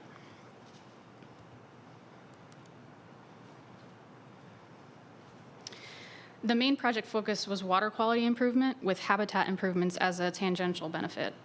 The project provides treatment of an additional 21 acres of the Roosevelt Creek watershed that previously received no treatment and discharged directly into Roosevelt Creek Channel 5, which discharges ultimately into Tampa Bay. Water quality is improved both within the creek and Tampa Bay by virtue of this project. Clearing of exotic invasive species and replanting the areas with native vegetation improves habitat value. And there was about 17 acres which we ended up planting, as well as adding snags and fixing an osprey nest that was existing on site. So the total costs, including construction, was $2 million, just over $2 million, $2,055,310.05. Exotic invasive vegetation removal, we completed using Crawford Maintenance Services, which is our ongoing contractor. So that was $116,000, and the plantings were about $72,000, a little over $72,000. So in total, $2,244,615. The project did receive a grant from the SWFMUD, or Southwest Florida Water Management District, for $350,510. And I have a chart here. I won't go through all of it, but essentially we're removing a significant amount of total nitrogen, total phosphorus, and total suspended solids. So those are the key primary areas where we want to improve water quality. We have regulations from the state to meet those objectives. And then I have the 21 acres of additional previously untreated watershed that's now receiving treatment.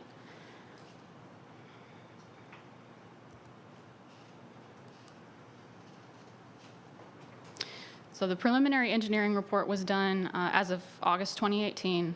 We are complete with the project, and the planting actually is also complete at this point, which was done, the bulk of it was done in September of 2021. And at this point, we're just wrapping up some issues with permitting, not issues necessarily, but just transferring it to operation phase and revamping a lot of the educational signs that were existing on site and adding some new ones. So that's all I have on this project, if there's any questions. Thank you. I'll turn it over to Rhonda for the Crystal Beach project.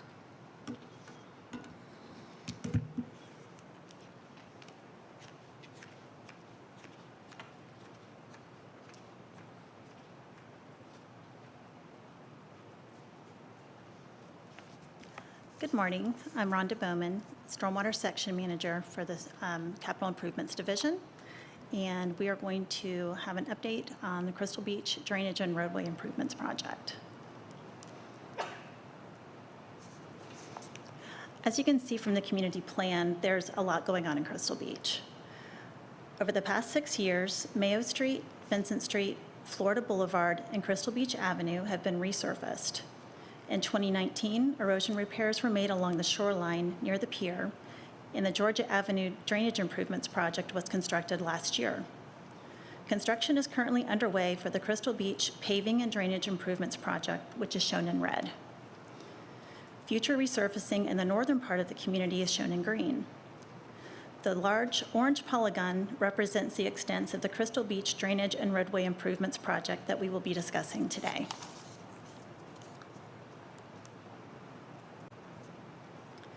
The main goals of the project are threefold. The primary goal is to improve stormwater management. This will be accomplished by improving drainage to reduce ponding of water on the roadway, reducing erosion from stormwater runoff, and improving water quality by incorporating green infrastructure. Integrating native landscaping in the swales will not only improve water quality, but will also improve the aesthetics of the community. The third project goal is to improve the condition of the roadway surfaces where desired. One of the most important aspects of the project is community partnership. Public outreach started at the project development stage and will continue through the duration of the project.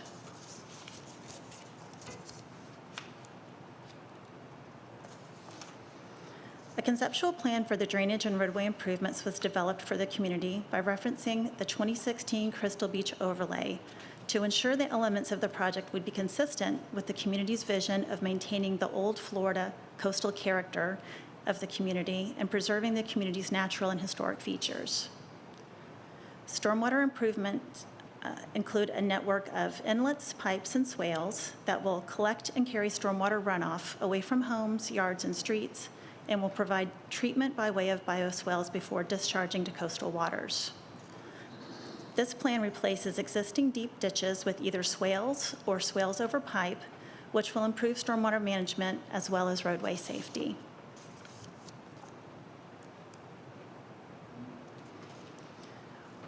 One of the key elements for stormwater management is bioswales. These swales are designed to receive and treat stormwater runoff before discharging to St. Joseph Sound or Avery Bayou. An optional project element is grassed swales or swales planted with Florida-friendly vegetation. Input from the community will better define the number, type, extents, and locations of the swales as the project continues to develop.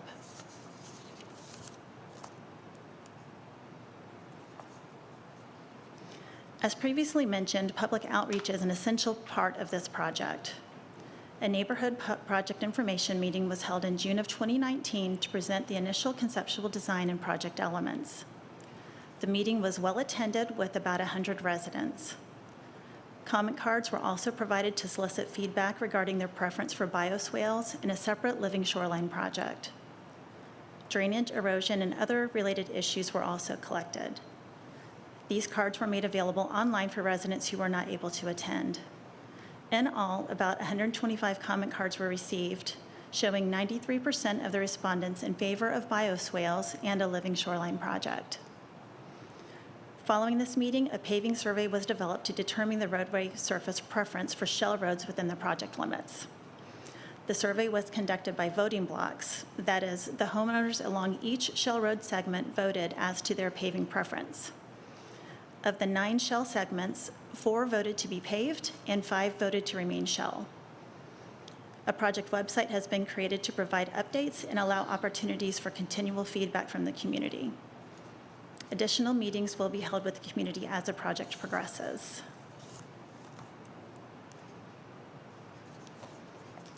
So here we have a snapshot of where we are right now and where we're heading.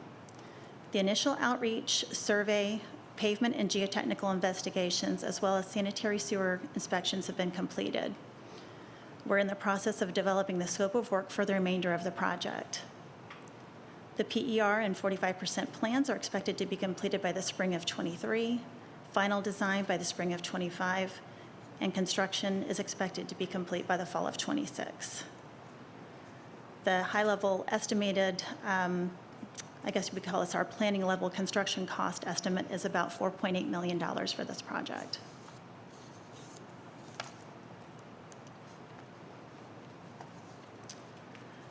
A separate living shoreline project is also underway. The project is currently in design with 50% matching funds from the FDEP Coastal Partnership Initiative grant. The current design is based on feedback from the conceptual design that was presented to the community at the 2019 meeting and considers the current use of the area by avoiding commonly used areas such as the kayak launch and swim area. The objectives of this project are to enhance coastal resilience and reduce erosion along the Crystal Beach Park area, improve water quality, and provide additional habitat for wading birds and aquatic organisms. Additional goals are to demonstrate living shoreline elements and to engage the community in the implementation of the project. Elements of the project include installation of oyster bags, reef balls, marsh grasses, and vertical oyster gardens in the fall of '22 with additional grant assistance. The project may be extended to the south depending on feedback from the community on the pilot project.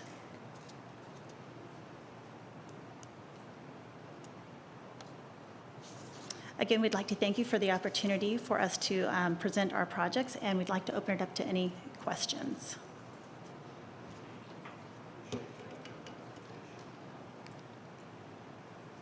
Me? Okay. Did anybody have any questions for Rhonda? I think we're good, Rhonda. Thank you for the update. Really appreciate it. Thank you.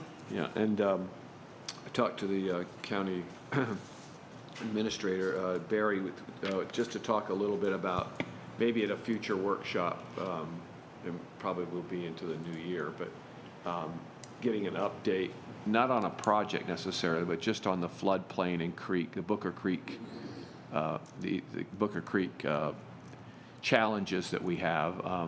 Nancy McKibben did a great job, pulling a group together from Pasco County and Hillsborough County, and how they interact with this whole floodplain and how it traverses through, and some of the issues that we've had and the challenges that are there. And I just thought, again, there's not a specific project right now, but I think an update would be good. So hopefully we can get that on the calendar at some point down the road.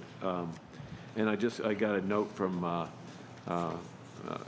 Mr. Twitty saying that, just for frame of reference, that the Clearwater Mall area is about 75 acres. Right. So I think, again, I'm not sure how that compares to the Countryside Mall. I think that was where the comment He said was the made. Countryside Mall was similar. It's about 75 Okay, acres, so- so about a third of it rather than the whole site. Okay, well, that makes For me- reference point. Yeah, no, that made me feel a little bit better. I thought it was awfully big, but, so that's at least, there's some hope that we can maybe find a property, at least if not together, but, okay. The only other thing, we were going to get into the agenda briefing real quick. Yeah. Sure, yep, that'd be good. I just had a couple things here, take about 5 minutes, then we'll take a break. And then we'll do the agenda briefing. Is that all right? Okay. That wasn't very convincing, sure. All right, well, let's take a 5-minute break and we'll be back.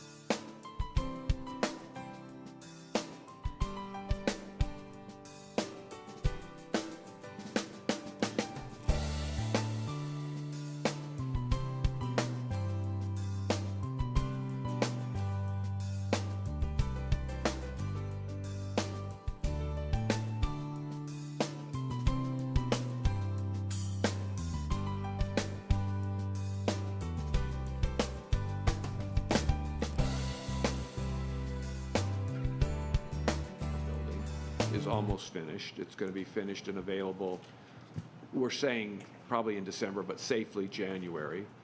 Correct. So we have the two. Correct, Kevin? So we'll have the two locations, and the idea would be, the question and discussion would be, do we bring the commission meeting itself back to our chambers, and then have our workshops, our MPOs, the larger boards that we have, MPO and what's the other one? TDC, thank you, across the street, because we'll be able to televise the meetings in either place. But we're going to keep them as is here for all meetings through the end of the calendar year. Correct. That's for sure. And then I guess we don't have to make any decisions today, but the idea would be to kind of move back north of here, back to the downtown area, so that we can free up this space for its intended use, its normal use, and then get kind of back into the swing of things, whether we go back and split it and use it, so we just have that conversation coming. Yeah, and we need to kind of know that for notification purposes, so if you want your commission meeting, I think we all would agree on the workshop, but if you want your commission meeting to be on the dais in the, the county commissioners meeting room, that's one thing, or if we want the county commissioners meetings to be over across the street, well, then that would be a different notification. So that's really, I think, the decision, that we need. Yeah. So any thoughts on that as far as direction today, or when would we need to give you that decision for notification purposes for January? I'm thinking notification. I would suggest probably at your November meeting, make a decision, because that way, I would suggest at your November meeting. Commission meeting? Commission meeting, Okay. yeah, because that gives staff plenty of time to make sure things are organized and set up for the January public hearings. Okay. Any comments, directions anybody want to give? Yeah, Commissioner Long? Well, Commissioner Justice had his hand up first, so. That's all right. I picked you first. Oh, well, thank you. Well, I'm only one person, but I would prefer to go back to our commission chambers. I feel that we are a government agency. There's a certain decorum that we've had in our commission chambers that's not always here. And we're not a civic association, there's no, I don't know the right word to put around that, but I just feel like our business should be conducted in our own chambers, in our own space. And I haven't made many bones about the fact that I don't care for this space. It's freezing cold in here. See, I'm coming prepared most of the time. When your hands get so cold they're numb and you can't write, that's pretty significant to me. Plus, I don't like these things. They interfere with my vision, and that's probably, me. But I like our chambers. Thank you. Yeah. Any other thoughts? Commissioner Justice?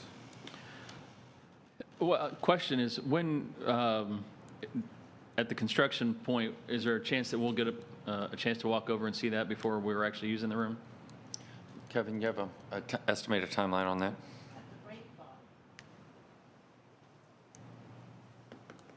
Kevin Knutson, Assistant County Administrator.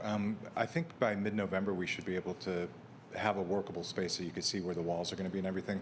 Right now they're framing out where the new walls are going to be. It's kind of hard to tell what it's going to look like.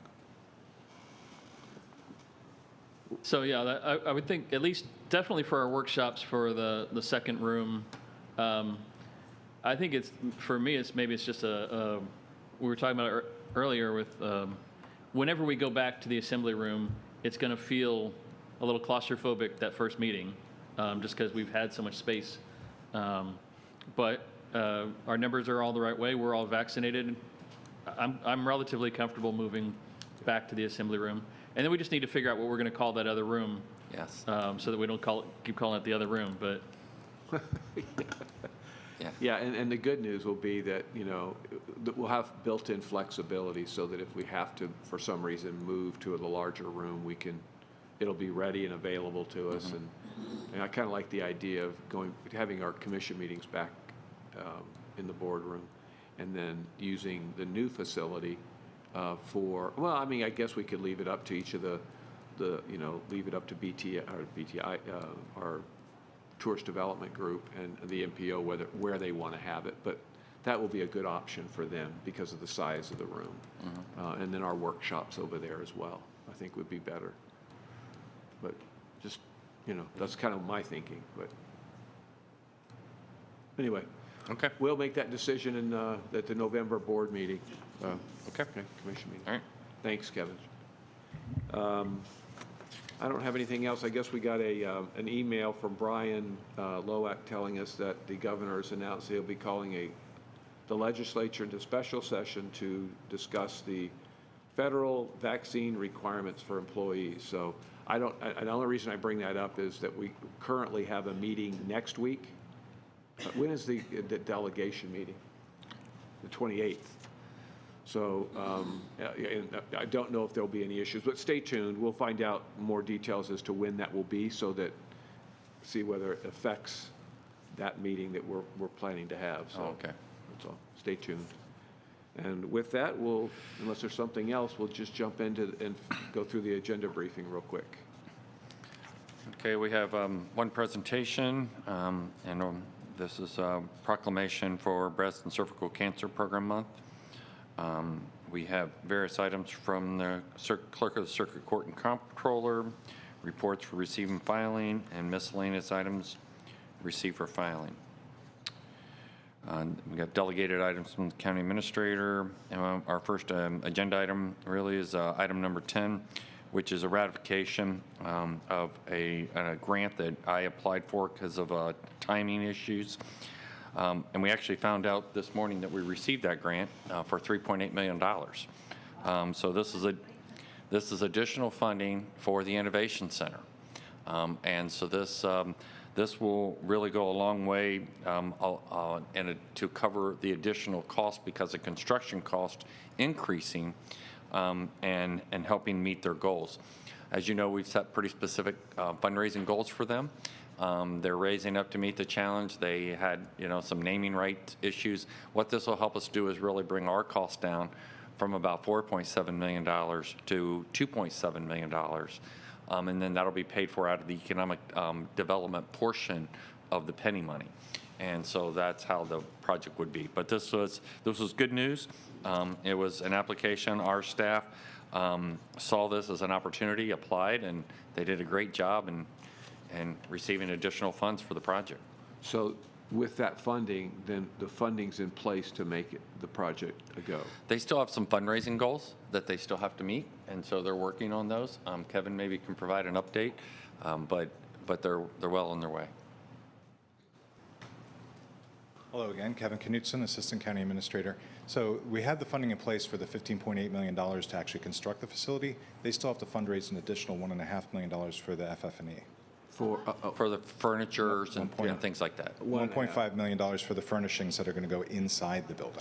So the $2 million for the name or the naming of the building, or that's in the 15 you're talking about for the building? That is in the 15 that I'm talking about, yes, and that will be on your November 9th agenda to actually award the bid to do the construction. Okay. That's kind of where I was going with my next question, so thank you for that. You're welcome. So we'll be talking about that at our workshop in November, and then our commission meeting in November. Any other questions on that? Okay, thanks. Item number 11 is ranking of firms for Pennoni Associates. This is for the 54th Street North project, $538,000. Question? Yes.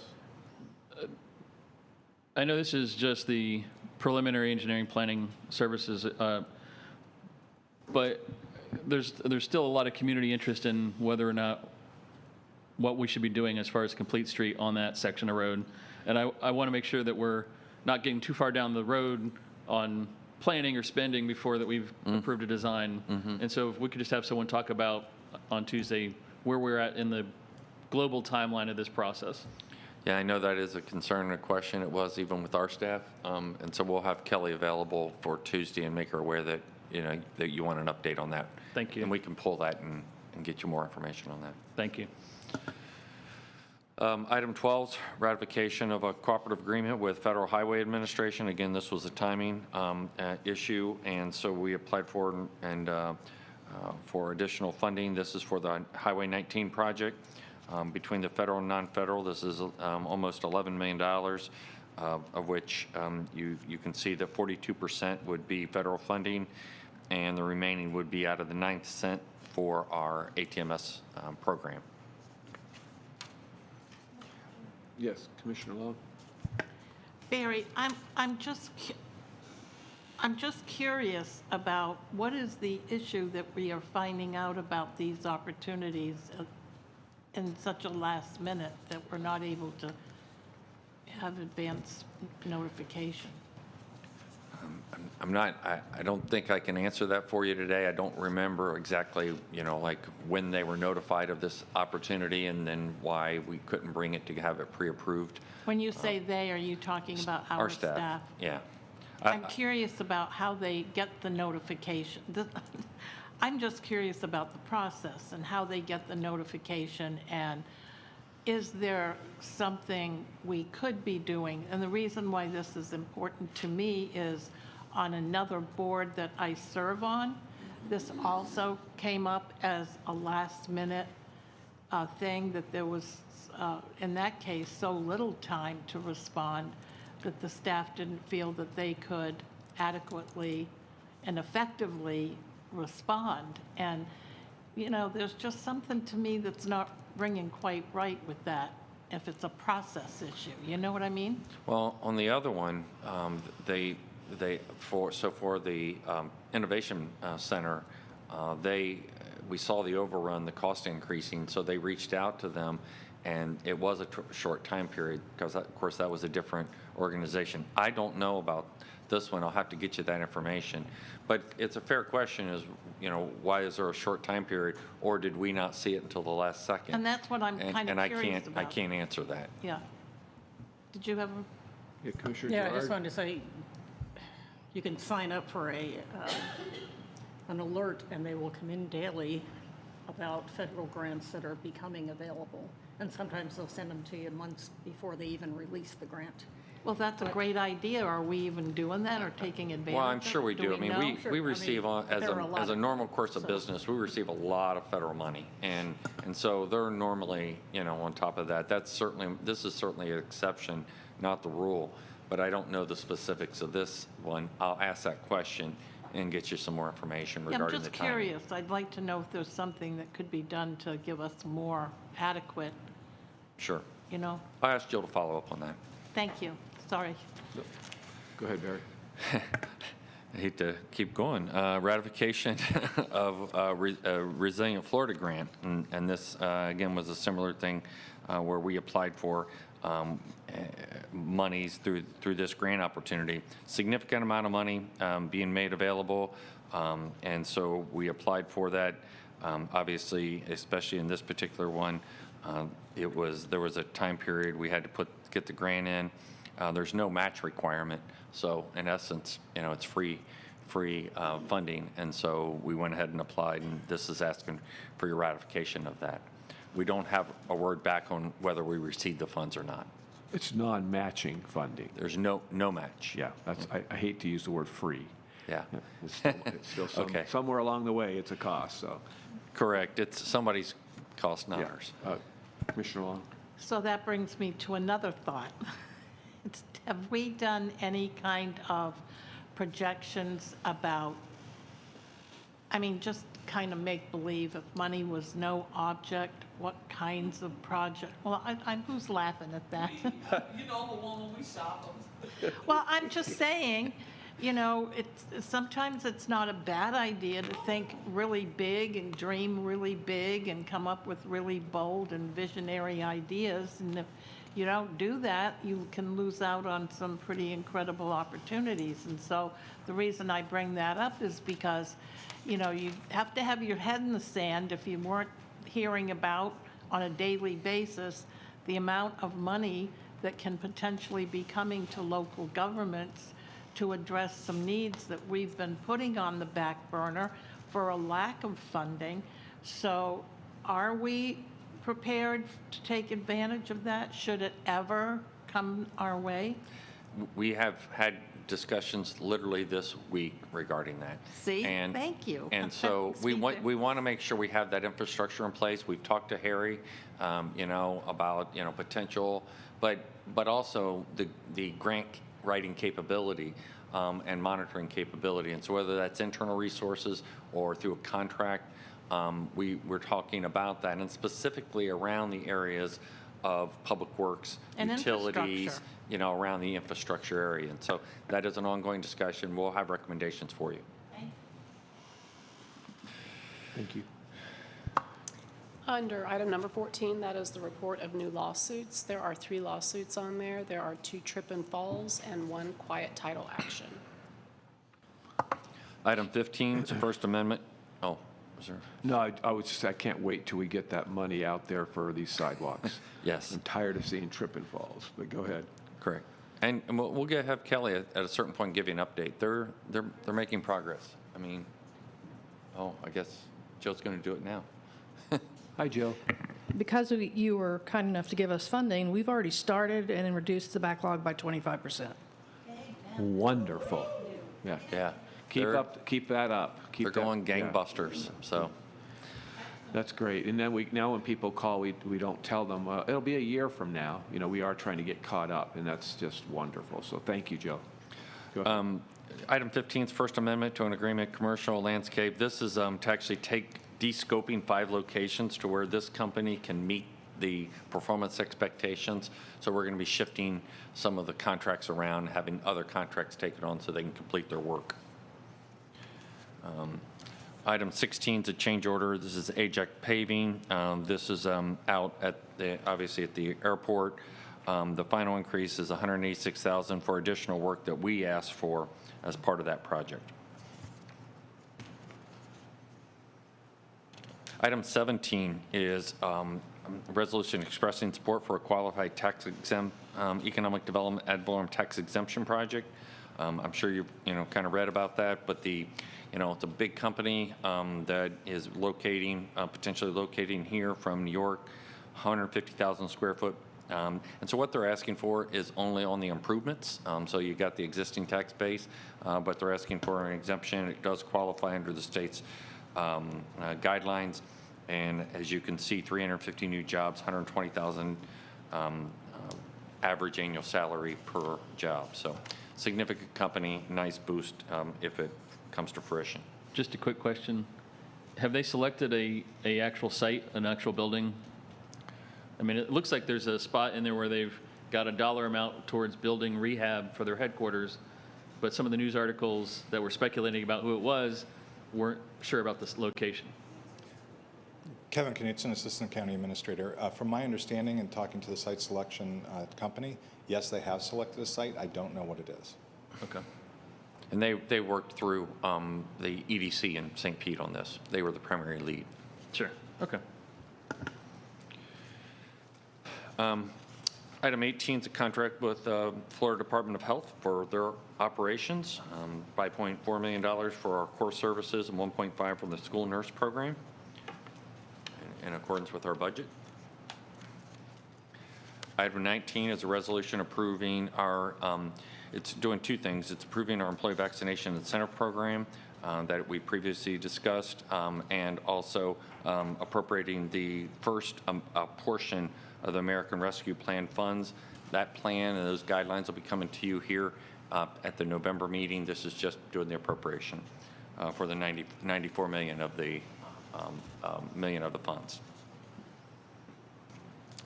Item 20 is a construction agreement with CSX for replacement of Keene Road Railroad Crossing. I think they updated the project file on that to give you a better view of where it actually is located. Commissioner Seal had a question about that.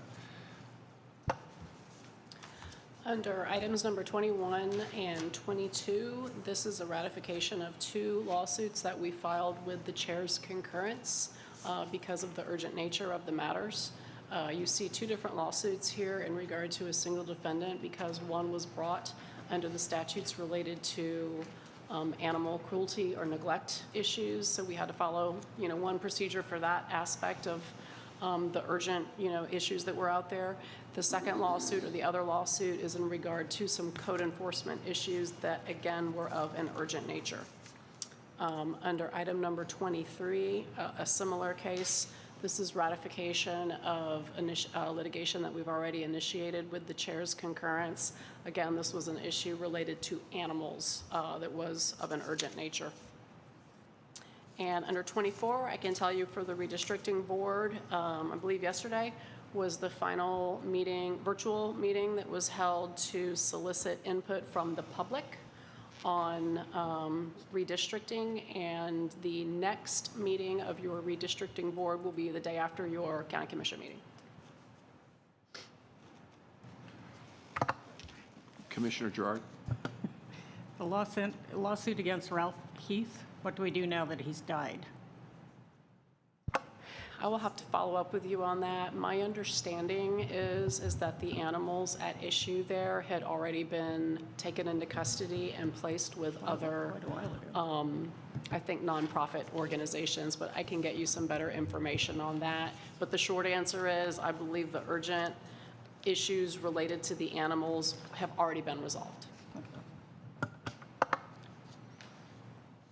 Item 26 is reappointments to the Parks and Conservation Resources Advisory Board, and they're listed below. 27 is your updates. 28, you've seen this before. This is the second proposal. This is a land use change from suburban residential to residential low, and a zoning change from rural residential to R3. This would establish a maximum number of lots. When you saw it previously, it was 11. It would establish a maximum number of lots at 7, and establishes lot widths, minimums, and various other requirements within that. It's part of an overlay. The conditional overlay, staff believes is compatible with the area around. There will be neighborhood representatives. They were invited to be part of that process. This went through a mediation session to explore solutions. This was what was discussed as part of that mediation. And so this is coming before you with a recommendation for approval. Item number 29 is a request for a zoning change from employment to general commercial. This would be for a proposed retail use on Almerton Road, unincorporated, unanimously approved by planning agency. No one appeared in favor or opposition, and no correspondence received. Item 30 is a request for a zoning change from R4 to R5. This is a proposed use is 2 single-family detached homes. This is unincorporated on Snug Harbor Road, and again, unanimously recommended at a local planning agency. No one appeared in favor or opposition, and no objections have been received. Item 31 is an ordinance amending the comprehensive plan to enact a new property rights element in the comprehensive plan. This is implementing Florida House Bill 59, which requires local governments to adopt a property rights element into the comprehensive plan. So this meets the new statutory requirement. Item 32 is a petition to vacate a portion of an access maintenance utility drainage easement, 10-foot wide access, and this would allow the vacationers to allow construction of a new pool. County staff has no objection to the request. And finally, a petition from Parkview Animal Hospital to vacate a portion of a 16-foot wide alley.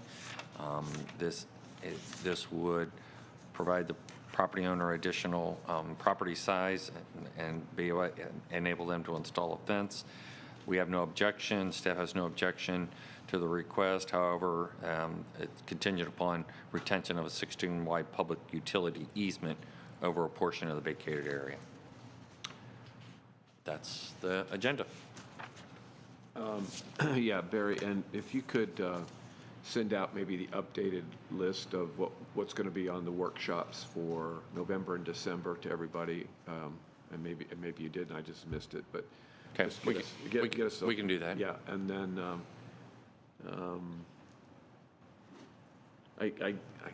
the ARPA funding we're going to talk about in November. We have it for the November work session. I almost hate to step out into this, but we've been getting lots and lots and lots of emails. Correct. About our canine friends and bunny rabbits, and I guess we've gotten staff's current position or recommendation on how to move forward. What do you anticipate with that? Well, it's really up to the commission. Obviously, there's nothing on the agenda for that, but, you know, I know that people were discussing both preservation of existing businesses and those that wanted to close and prohibit the sale of pets. And so as a result of that, I asked Doug at Brightwell at Animal Services to review the issue, him and Lourdes, and they gave you kind of a staff paper on that. So we're happy to discuss it wherever you like. If there's a request for us to take an action, if you direct us, you know, we'll certainly prepare that and, you know, bring that back to you at the appropriate time. Well, I think we talked a little bit, Barry, about it yesterday. I'd certainly like to hear what the compelling arguments turned out to be for those counties nearby that have decided, have already decided to move forward to make pet stores, I guess that's the pet stores, not allow them to exist in their counties. I think Hillsborough and DePasco, I think, has done that as well. I'm not sure about Pasco. Do you know, Lourdes? Yeah. So again, I think what I'd like to see, you know, is just maybe some kind of summary about from some of these around us, what they've done, and some of the compelling reasons and research that they may have uncovered. I mean, I know we're getting lots of information, and I've had a chance, and I'm sure others have had a chance to meet one of the property owners, but, you know, obviously the issue of what the folks are bringing forward is very important to all of us, but, you know, businesses and business rights and, you know, that's also very important to all of us. So to take an action like this, I think there's a lot of reflection that needs to go on and a lot of real understanding about what's going on out there. And I know they're trying to let us know that, but this is a really complex issue that I know people are trying to simplify for us to make their decision that they prefer. But I'd sure like to see what some of the other county, their arguments were. And then, you know, maybe we can look at this again at our next workshop as far as whether we want to agendize it for a commission meeting or a workshop. I mean, maybe that's where we can go first. But so we'll be at the next workshop, which is in November. We'll talk about whether I'm sorry, Commissioner Gerard. It's all right. I was going to say that. I would like to have it agendaed because I think we're going to continue to hear from people anyway. But I would also like to see what the other ordinances say. I know there are a couple of them that phase out the existing stores and a couple of others that grandfather ad infinitum, which I don't want to do. So yeah, I'd be very interested in having that conversation. We're going to have it anyway. Yeah. So and I will say that Eric was in Tallahassee yesterday, and there's a bill been filed already to preempt us from doing anything about it. So since all the surrounding counties have already banned puppy shops, we'll be the puppy capital of the world if we don't do something, because they're all moving here. Well, maybe Brian can at least try to get an understanding from whoever filed that bill, what their rationale was. I mean, again, I think we all understand. So, I didn't hear you, so. The bill was requested by Petland. Okay. Well, again, just getting an understanding, a greater understanding where people have done their research, have come to a conclusion for us, I think would be helpful. And I think it's prudent for us to do that. So we'll try to get more information. We do have like in Hillsborough, there was a ban on new retail, existing stores given a time frame to phase out business. In Pasco, ban on new retail, existing stores grandfathered. Manatee, ban on new retail, existing stores given a time period for phasing that. So, but I don't have the background in terms of why. So we'll try to get that research and forward that to you. Okay. All right, and then just have it like a miscellaneous thing to talk about on the next workshop, so we can decide when we'd like to agendize, or I'm assuming we will like to agendize that discussion, but, okay? Yeah, Mr. Chairman. Yeah. And also, the legal basis for those decisions, I think, is probably the most important of, because that's the part that's fascinating to me. Because if it was a simple, what we want, don't want type of, then that opens the door. A lot of other conversations we could have. But, and I saw on some of the online sites that we should expect to have a few friends show up on Tuesday to make their voices heard. But if we do get the sense that other counties are shutting down, whether they have that ability to or not, and we start to sense, I guess we did have one new one come to Pinellas, right?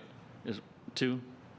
That depending on how long this process takes, maybe a temporary moratorium till we shake this out and figure out what we want to do, so that we don't have that rush on the edge of all the county lines, so that, in Palm Harbor and at the Gandy site and near the Sky, we don't have the folks hitting that, if that's a decision that we want to go to. But a temporary moratorium might be at least until we figure out what our long-term plans are.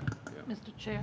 Yes, Commissioner Long. I totally agree with Commissioner Justice. I think that would be a great solution for the moment, because I fear, this is my fear, having lived through it, is that and I'm not saying this is the case, but when you're under pressure like that, sometimes you don't always make the best decision. And I think having a little time to be thoughtful and deliberate is not a bad thing. Agreed. So maybe, Jewel, you can talk to that at our November 4th or November 2nd workshop, whenever that workshop is, about the moratorium aspect. Okay. Okay. Anything else? Anybody? Okay, this meeting is adjourned.